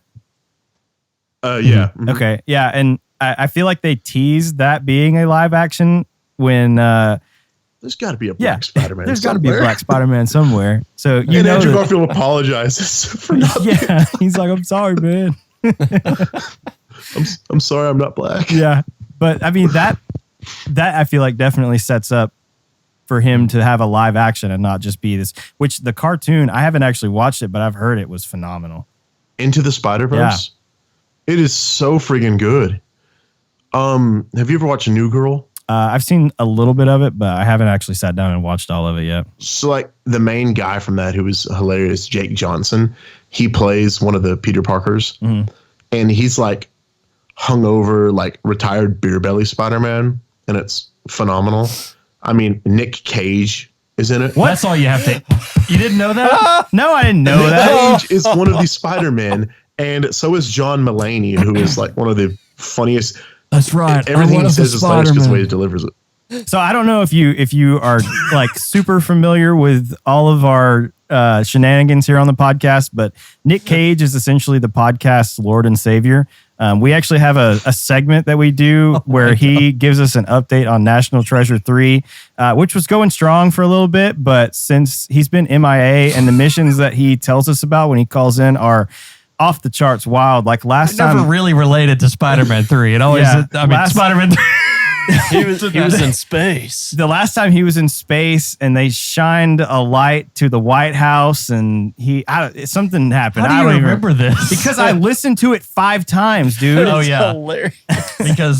because I edit all of them. But spoilers, the irony is you remember it, but Nick Cage doesn't. Me. I spread it out off Cage. the top of my head. Yeah. And then you listen to it and have to remember all the BS that I just like spewed. So I think I have a clip of that I put somewhere. With the video now, how? Huh? Oh, it'll work. Wait. Man. Are we going to do a clutch cargo thing where it's just... We could. I could also just throw him up on the screen in like a meme, like whatever he's doing. Or you could just get a GIF like of Nick him Cage on the going like space this. station. I could have put him in space. I mean, there's a number of things that could go down with this segment. But I have a clip somewhere from it that was almost the entire last one, because I took it and like bumped up the mids and the EQ so it sounded like you were coming through a phone. Dude, it sounded so good. It's hilarious. It sounded so good. I'm trying to remember where this is. I love Nick Cage. Because we were at your house whenever we did that recording. Yeah. And I think I'm the one who actually brought up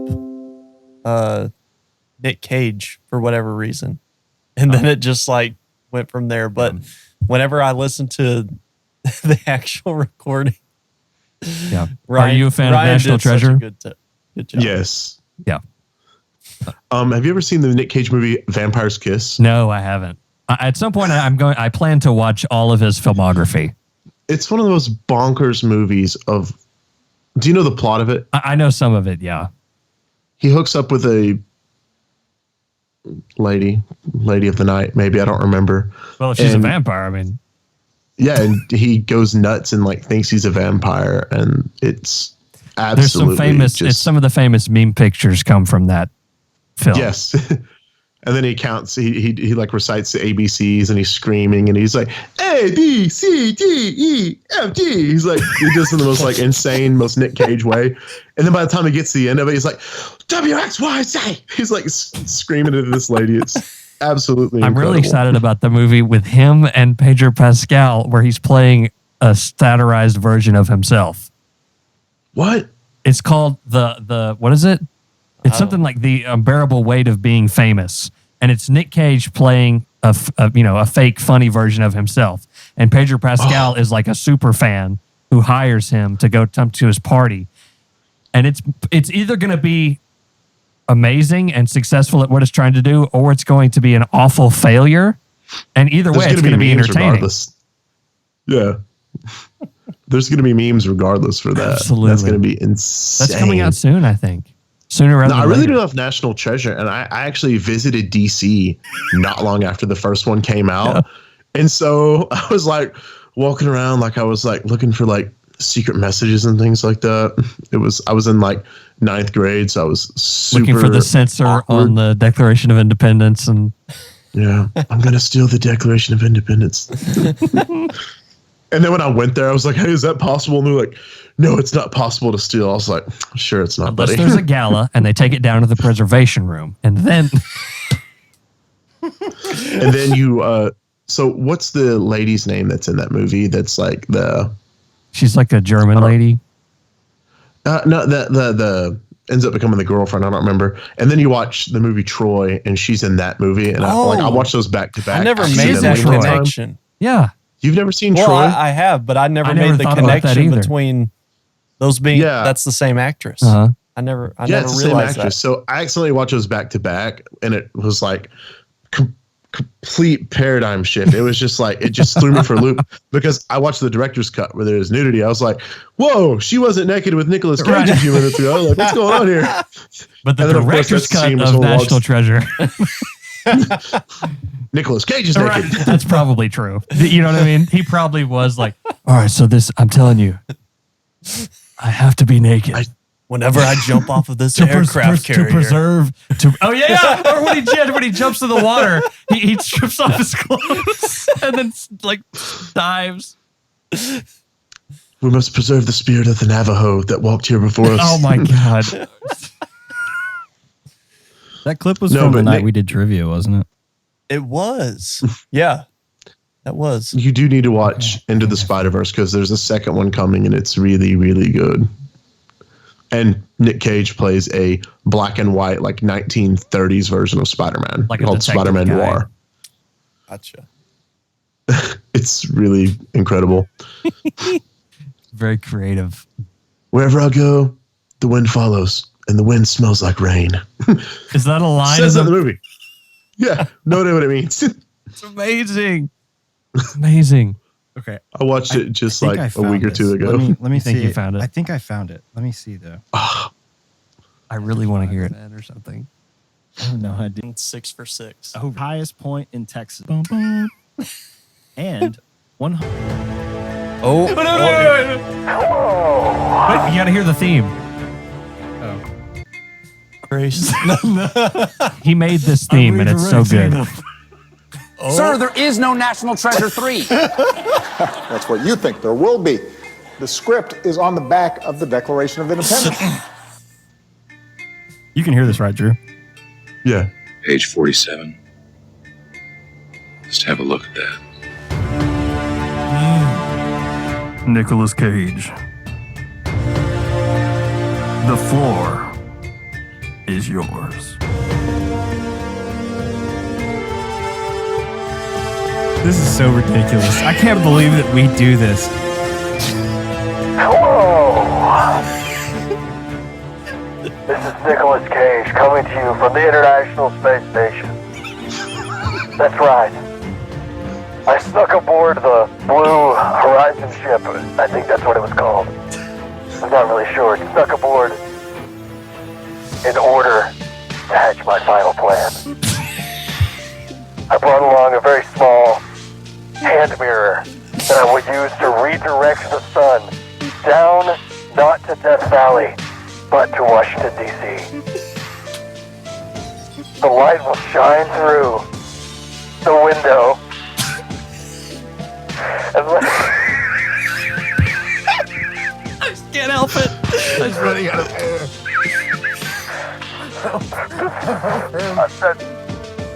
I stared at the leak! I'm running out of air! I'll never get to find the Declaration of Independence! Sandra Bullock! What did I even say? Anyway, that's basically I it. spoke those words, and I have no idea now what I was saying. I don't even know what the top. How you got I on think that? I said Clooney. You I was did. like, but why did I? You said. Oh wait, gravity. Gravity. You said Sandra Bullock.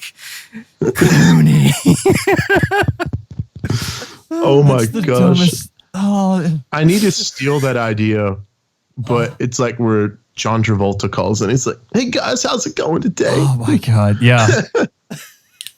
Just kidding. No John It's Travolta for me. Yeah, I don't. I don't even remember how we got on that. I think we were doing a podcast one night and you like called in like randomly. Yeah. From you like left the room and I get a random phone call. Yeah. And I'm like, hello. And you're like, hello. When you put over the like speaker sounding phone, it makes it sound so real that it's like him. Yeah. It takes away any sort of like middling, doesn't quite sound like it. Yeah. It's so ridiculous. That is entertainment, right? That really is. Yeah. I mean, I laughed as hard tonight as I did the night that we did that. Yep. I started crying again. Yeah. I love making you cry with laughter. Yeah. No, I mean, we're sitting there and I am dying laughing, and Brackston is trying to keep a straight face and starts laughing. And I do for so Christian long, but then my lip starts like... Christian says his suit has a leak, and you're like... Me like... my suit has a leak. I'm running out of air. And that's called There's a plot twist I didn't see coming. Oh, man. I don't even remember how we got on that topic for the space station and a mirror, but it was so funny. And almost every one of them are like that. And I think I laughed almost as hard that night as I do when we do our Weird Dreams call-in episodes. Because they are a work of art from the people that we have call in. Oh my gosh. I work for 2 months of the year in Kentucky, so I can only imagine like the call-ins. You said you had a regular from there. Well, I think it's a character that someone is playing when they call in. But yes, his name is Clyde Evergreen, and he's from Danville, Kentucky. Oh my gosh! And it is fantastic. Wow. Speaking of dreams, I have three. I've not had one in a while. You know, knock on wood, fingers crossed. But I have not a recurring dream, but a recurring theme. There's three of them. Mm-hmm. So number one is a variation of Jurassic Park Survival and Escape. Yeah. Okay. Hold on. What happens in this dream? Because I've had a dream. Wait. He has to talk to us on the dreams episode, though. I know, but I had a dream when I was little where I got chased by a T-Rex, and Christian also had a dream when he was little where he got chased by a T-Rex. Oh my gosh! And we talked about them, and I was like, "This is crazy that we've had this same like T-Rex dream." So mine's always like there's a T-Rex, but it's like a movie. It's like a new Jurassic Park movie, but I'm like one of the main or like supporting characters. Like, yeah, I guess you would consider me like the Vince Vaughn. I knew you were about to say that. Like how did I know you were going to say I'm like Vince Vaughn? Because Vince Vaughn is so incredible in that movie. Because he's in it. He's like, oh yeah, he's in it. What is he doing? He's Vince Vaughn. He basically plays himself in the movie. Yep. I mean, so that's dream one. So it's like a new Jurassic Park movie, but I'm in it. Number two is like a Godzilla scenario where I'm in a city and Godzilla attacks and I help lead like rescue and defense efforts. Because like I said, I'm a Godzilla fanatic. Hold on. I'm going to disturb you all real quick. Please. Before this is like, have you seen Godzilla collectibles are super expensive, right? Yeah. This is the only one I have, but the problem is he's very derpy. Doesn't that make it more special? Oh, I love that. Oh, that's so great. Oh man. So like he looks cool. Well, that one's kind of weird, but this one he's totally cool from the side here. The profile is perfect. Yeah, and then you look at him from the front, and it's like I think his thighs are modeled after me. I don't know. That's from 1967. That was King Kong versus Godzilla. That's the model this one's from. It's one of my favorite Godzilla suit designs. So that's always a recurring dream. And then the third one is, these are the weird ones. It's like the apocalypse, and I'm one of the people tasked with like rebuilding and like leading the new world and like repopulating the earth and stuff like that. Weird. Yeah. They're all very dangerous scenarios where you have to help they're all solve very a problem. Yeah. So I don't know what they mean, but it's always the same theme. I've not had one in a while. I might even have one tonight, but it's always that theme, but it's like a different scenario. It's very strange. Well, if you would like to call in for the Weird Dreams episode, you're more than welcome to. We always have people ask us to interpret their dreams, even though we are experts. We are not dream experts, but I mean, I guess we. Do you want a fake I guess we could dream expert on your show? I mean, I guess we could be the dream experts. I mean, I can do the fake. It would be fun to have like a fake psychic type character. I am Cleo, and I am here to interpret all of your dreams. if you ever listen to the audio for the High Republic novels, I've been listening to the audiobook, and Marcion Rowe is like one of the villains, is his name. And that's the way that he talks in the novels. It's like William Shatner. It's very strange. Where are we going? That's amazing. The flight navigated computers are not programmed yet for the Nihil fleet. And he talks like that. So that could totally be Cleo, the dream interpreter. Yeah. I'm all about hustling some people. Yeah. I know. Wait. That's going to like promote the carny stereotype, but whatever. Did you ever read like Hank the Cowdog back in the day? If I did, I don't have many memories of it. Well, during COVID, all I can think of is Courage the Cowardly Dog. Oh, I can't stand that show. It freaks me the crap out. It is weird. It's super weird. I'll go get me mallet. But during all the COVID stuff, they had Matthew McConaughey read Hank the Cowdog and like really did a good job producing it and stuff as a podcast. So it's free out there for anybody to listen to. And it's very entertaining because I like the entire time I was listening to it, I was like, this is awesome. Like this is what I would have liked to have listened to when I was a kid. Because like I would get my grandparents to go to the library and get Hank the Cowdog. And so on road trips, that is what we would listen to most of the time. Yeah. Was like Hank the Cowdog audiobooks. And like on cassette tapes. Yeah. And they were pretty well done too. Yeah. But having Matthew McConaughey read them was pretty cool. There's only one thing I can say to that. All right. Yeah. I'm the only non-Texan that y'all have allowed to say that on the podcast. Let the record show. Yes. What would you do if like what would you do if like Hank Hill called into your show or something like that? Oh my God. I would love that. That would be really cool. Or if I used to do a mean Christopher Walken impersonation. It's been a while though. just a little bit. Okay, so diversified talents. In the same year that I was football team captain, my senior year, I was also drama club president. So you got to be able to do both. It's all about balance. And now it's like, I painted merry-go-round horse all day. Now I'm on a Star Wars podcast and showing off weird, derpy Godzillas. I'm a true Renaissance man. I'll call myself that. No, that's I might need to call in and give you more details on some of the crazy dreams. Yeah, that would be sweet. That would be super cool. Yeah. One of them is a little PG-13 though. That's fine. That happened. It was like there was a death that involved like the following scenario. It was. Oh dang. It was. Bad. We've had some weird ones. Yeah. Oh no. Absolutely. I think when we started, we were trying to make this an educational podcast somewhat, and we're trying to keep it clean so anybody could watch it. But at this point, I really don't give a crap.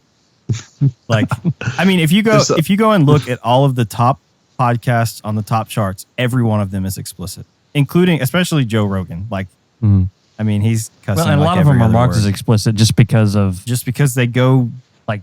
Even if in that particular episode there's nothing explicit, there's probably going to be in the next one, and then it just. It covers them. And yeah, but have you ever tried DMT? Isn't that the Joe Rogan thing he always jokes about? That's a meme. I think so, yeah. You need to eat elk. You need to eat elk meat. Right? Elk meat is one thing. So I don't know if you got any of the Joe Rogan ads on YouTube right after Spotify like bought exclusive rights for his podcast. But that was one that they had, like, Spotify had cut together from his podcast. Him talking about elk meat. And so he would, I think it started with, like, have you tried elk before? And then he was like, elk meat.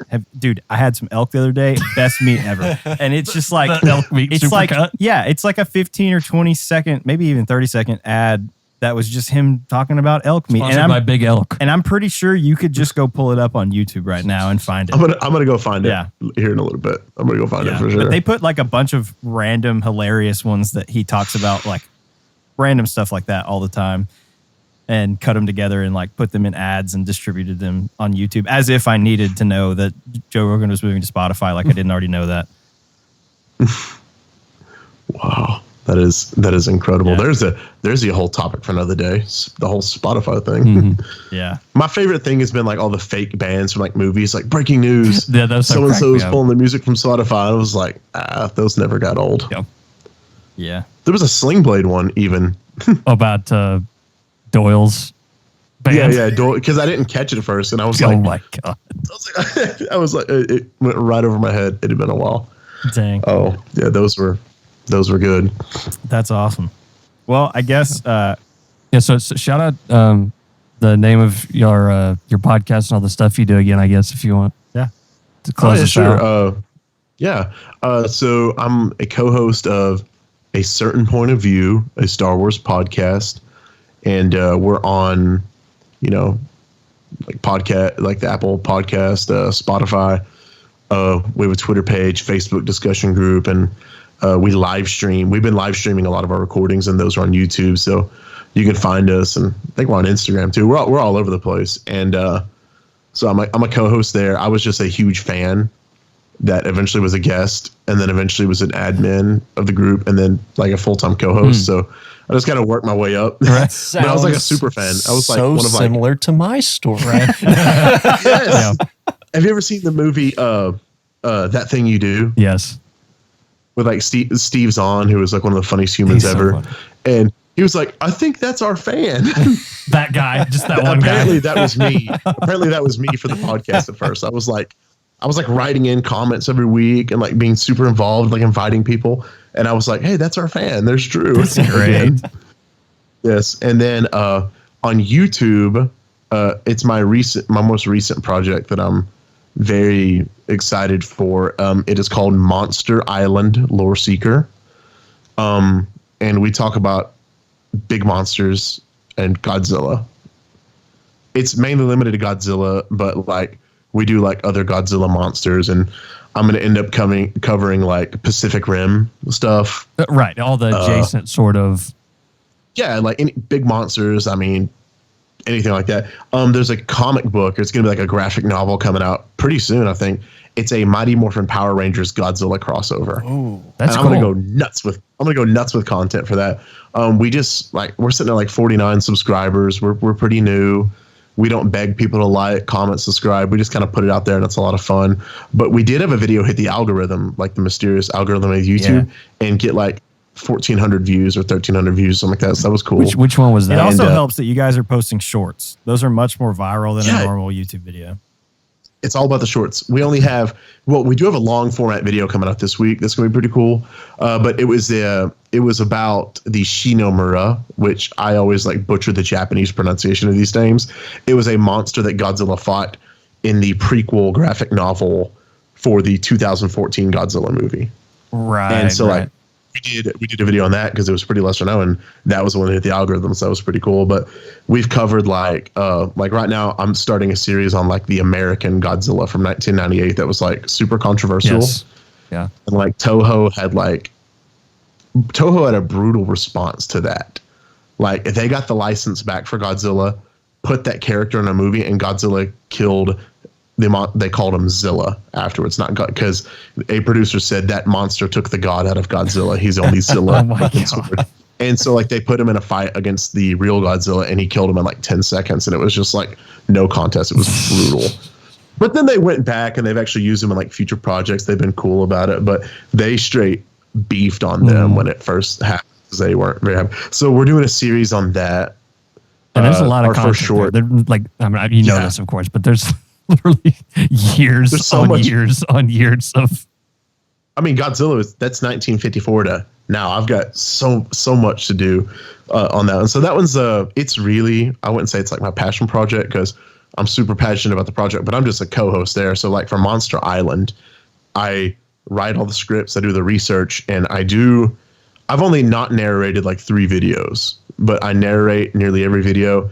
And then my friend, the Loreseeker himself, he does all the editing and like production and puts it out there and stuff like that. So Monster Island Loreseeker, that's a good one. But it's a lot of fun. Even if you don't know stuff, that's what some people tell me. They're like, I heard you doing a YouTube channel. I just don't know anything about Godzilla. I was like, it's a 45-second video to learn about Godzilla because it's all shorts, except for we did like a trailer, like teasing the channel. And then I have one coming hopefully this week or the next week. That's like going to be a 4-minute roughly video. So more the traditional. Yeah, but it's all about the shorts right now. Very cool. So Yeah, no, I appreciate you letting me shout those out. So yeah, of course. I just hope people enjoy it. I mean, I like subscribers. I like people that like videos and comment and stuff like that and subscribe. But if people are watching them and learning, and having a good time, I guess that makes me happy. So I'm cool with it. Yeah, I think it's more about you having a good time than whether or not. Because I mean, I know when a lot of the really big YouTubers talk about like their channels and the size of it and stuff, when they get asked about that, most of them are like, yeah, I mean, I just posted videos because I enjoyed posting them. Like, I think Mr. Beast posted like 100 videos or something, maybe more than that, before he ever even got past 1,000 subscribers or something like that. So, I mean, I like Mr. Beast. I don't care what people say. I like him. Yeah. No, Mr. Beast. And I think Star Wars Theory is a douchebag. Mr. Beast is awesome. But I mean, he wouldn't be where he is today if he didn't enjoy what he was doing. So as long as you're enjoying it and the people are enjoying it, then it's good for both parties. My friend, the Loreseeker, I know his real name. I'm not going to say it on the channel. The Loreseeker, as I call him. He only started his channel like 2 or 3 years ago. And I was one of his first 100 subscribers. Now he's about to hit 17. Like, he's got 20,000 in mind, like, very soon, because Star Wars content's moving kind of slow right now. But it's like, something big would happen in Boba Fett. You make a video about that and it kind of increase and stuff like that. So that'd be really good. But as soon as Kenobi drops and some other things at his channel, I mean, he's going to hit 20,000 subs a lot. Cause I mean, I think he only hit 10 like in September, like last September. So he's moving quick. Yeah. And he was the same one. He has so many videos way back on his channel. It's like 20 views, something like that. And then he's got I think he's got one that's hit 1 million at least or something like that. That's awesome. He's had a few algorithm videos. So he has a good time doing it. It's like the most weird things you've like never even thought about in Star Wars. How they took Sidious' blood and put it in General Grievous. Yeah, he's got, I think he has like 3 or 4 Grievous videos and stuff like that. He's got the most insane stuff. He does he did a chronology it's like some legend, some canon mix of like chronology of like everything, and then the Old Republic, and then this, and he did like a full chronology timeline all the way up through like Rise of Skywalker. He's got a full series on it. It's really cool. But what's got him big is 5 quick facts. Right. Yeah. Stuff like That's that. like his signature thing. 5 quick facts about Captain Rex, Asajj Ventress, Cad Bane, Boba Fett, all this stuff. So I've now started doing that on Monster Island. So our first one was 5 quick facts about the 1998 Godzilla that everybody hates so much, which is actually a total comfort movie, by the way, because it is. Aren't they always? It's like, oh, I don't love Transformers 2, but if you put it on right now, I'm gonna have a good time. Oh yeah, I love seeing the crane, balls. All right, that's the only thing. That's the only thing I think about that movie. Is that and the old jet robot farting. It's like Michael Bay. How'd you not know? Because the first one was so good. I thought. I mean, the second one wasn't bad. No, it was just they really pushed it on. What's funny is you think I'd be joking, but no, both of those things happened in the movie. That. I forgot about but apparently it left an impression on me. And it's like the two. I don't even remember who they were. It's like 2 Transformers were like basically like the Ninja Turtles in the movie, and they're like cussing up a storm the whole time. I was like, that's so weird. It was just like weird what they threw into the second one, and then the third one was, I guess, a little more balanced, and then they just got more and more ridiculous. Hey man, all I know is that there's aliens or Transformers on the dark side of the moon, and in the Hoover Dam, and Pink Floyd. I'm sorry. And there's a secret map on the back of the Declaration. And if a man can't How is see, Nick he can't Cage fight. not in Transformers? I don't know. That's a good question. Why is Nick Cage not in Transformers? I mean, John Voight was in Transformers, and he was his Nick Cage's dad. father in National Treasure. I mean, That's true. and he's Angelina Jolie's father in real life. How, I still don't know, because he looks like a bag of potatoes, and she's like a goddess. I don't really understand. But the same with here's what Liv it is, and but they Tyler. both are consistent. He's looked like that for 50 years, and she has too. First movie I ever saw, John Voight in was Varsity Blues. And then like he looks the same now. Yes. It's incredible. Wow. And you know what movie Angelina Jolie is in with Nick Cage. Gone in 60 Seconds. Love that movie. And now Lowrider is stuck on my head. Wait, what's the thing he does? He's like, hold on. All right, let's go. Let's go. God, I love Nick Cage. Oh my goodness. Well, that's awesome.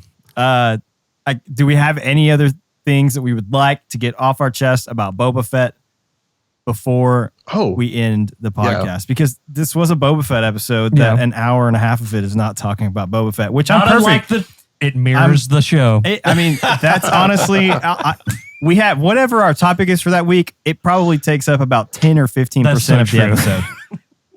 Yeah, it's great. Oh my gosh. No, I have to say it on record because I say it every podcast we've recorded about Book of Boba Fett that I've been on. I tell the crowd that I love Fennec Shand. Yeah. And so I just had to say that here on another podcast and continue the tradition. She is really awesome. I agree. Yep. She truly is. What's your favorite Fennec Shand thing? What's your favorite thing about Fennec Shand? The fact that she's Mulan. Yeah. That's pretty cool. That's a big one. As far as like moments for her, oh man, I don't know. I think when she when she crawled in Slave One, Fires, whatever we're calling the ship nowadays, I think it's whatever, and she drops the seismic charge, and Boba gets mad at her. Yeah, and then when she straight murders the entire leadership of the Pike Syndicate and like murders the mayor, and you hear his bones crack. That was awesome. Yeah, that's the Fennec Shand we know and love. Yeah, that's true. Heck yeah, because she's not a bounty hunter; she's a master assassin. Yeah, there's a difference. Super cool. Which that was actually one of my favorite small Easter eggs of the entire Boba Fett series. Was that reminded me of any of you ever played Knights of the Old Republic, aka the greatest Star Wars game of all time? I started playing it once, but I need to pick it back up again because I know it's like the greatest thing. Yeah, because it has, Revan and all that cool stuff in it and everything.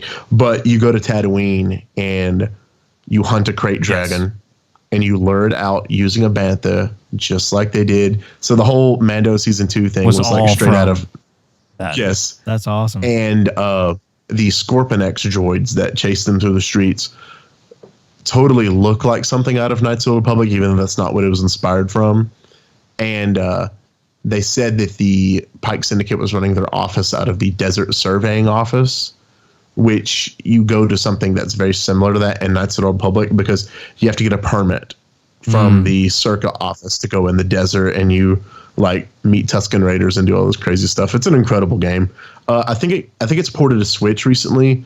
You can play it on iOS, and it's getting a PS5 remaster. That's pretty cool. Yeah. And like I don't have a PS5, but I would totally buy one just to play it. But I think it's like a temporary exclusive. So like whenever it comes like Xbox and stuff like that, I'll definitely play the remaster because it's dialogue driven and it's turn based, and I didn't even know how to play it. And my friend had to show me how. I was just it's kind of confusing because it's very old school, but that's also what makes it, I don't know, kind of cool. Yeah, there's a certain like nostalgic, like warm fuzzy feeling to it. I've probably played through it, I would say 12 different times with like different characters. And that's awesome. I don't know. We're one step closer to all of that being canon, though. Yeah. I can save that for another podcast, but like Revan, his helmet is a Mandalorian helmet that he got from a dead Mandalorian. And like Darth Bane, the Rule of Two, which was the name of my fantasy team, and here's my giant trophy right here. You can't see it. Was the Rule of Two, and like Darth Bane was my little avatar for fantasy. So I was all about it, just like shoving Star Wars in people's faces. Darth Bane learned everything he knew through Revan by studying his holocrons that he found on Rakata Prime in the Temple of the Ancients. Let me just get really deep here for a second. And they made Darth Bane canon. Yes. In the Clone Wars season 6 with Yoda when he goes on his like journey. And he looked like Shredder from Ninja Turtles. Yes, he did. And Darth Bane did not look like that in Legends. It was really weird. So, and also Revan was name dropped in the visual dictionary for Rise of Skywalker. Let the record show. and he was in some concept art and a deleted scene of the Clone Wars. So we're just this close to Old Republic and all that being canon. All of it. It's exciting. I nearly went on a tangent there, but that's awesome. Anything else? Or is that it? We good? I don't think so. But yeah, I'd love to talk Star Wars again at some point. CGI, when they are trying to destroy the train, is like really terrible. Yeah, it is. Oh, and the one thing that I definitely thought was so stupid was a little bike chase through the city. That's one of the silliest things I've ever seen. And it was like all in slow motion. And they're going like 10 miles an hour. Yeah, that bothered me. I actually have one rebuttal for that. They never had a straight stretch. They were going through a lot of tight turns, couldn't build up a lot of speed. But it did look wonky with the animation. It was the only one. Editing too was weird. It's like the shot's like still going on, and the normal chasing, like it would have cut like 5 seconds earlier. Yeah. So it was very Robert Rodriguez at the end of the day. A little too Robert Rodriguez. Spy Kids. And I love him. And I love Spy Kids. You do love Spy Kids. Spy Kids is now Star Wars canon just because of Danny Trejo. I'm convinced that he's not a Star Wars character. He's just Machete.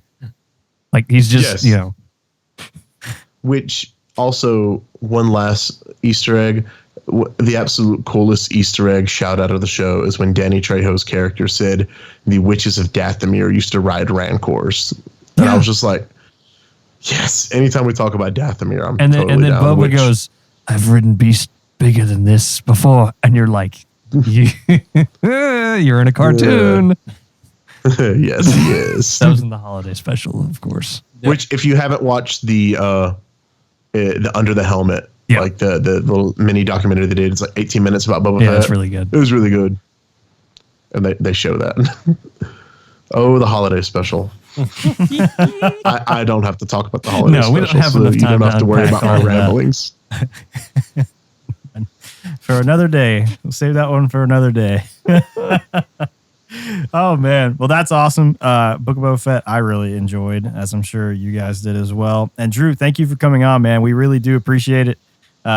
This is probably one of my favorite episodes that we've done so far. It's also probably the longest episode that we've ever done, which is freaking awesome. We're a Joe Rogan podcast at this point, man. You could make it a two-parter. No, it's not becoming a two-parter. If people can listen to... We've done that If people can listen to 4 hours of Joe Rogan, they can listen to 2.5 hours of the question at hand. That's my point of view on that, and I'm sticking to it. Yeah, but then we can take off a week.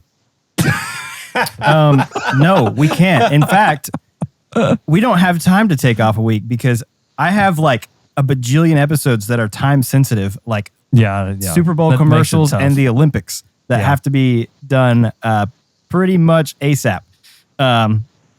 Otherwise, it will no longer be relevant. Mm-hmm. But yeah, That's why we lean on Nick Cage. Yeah, exactly. We lean on Nick Cage. He'll always be relevant. Strong shoulders. The best part of that, if National Treasure, is when he reaches into the mouth of the Stone eagle. To pull the...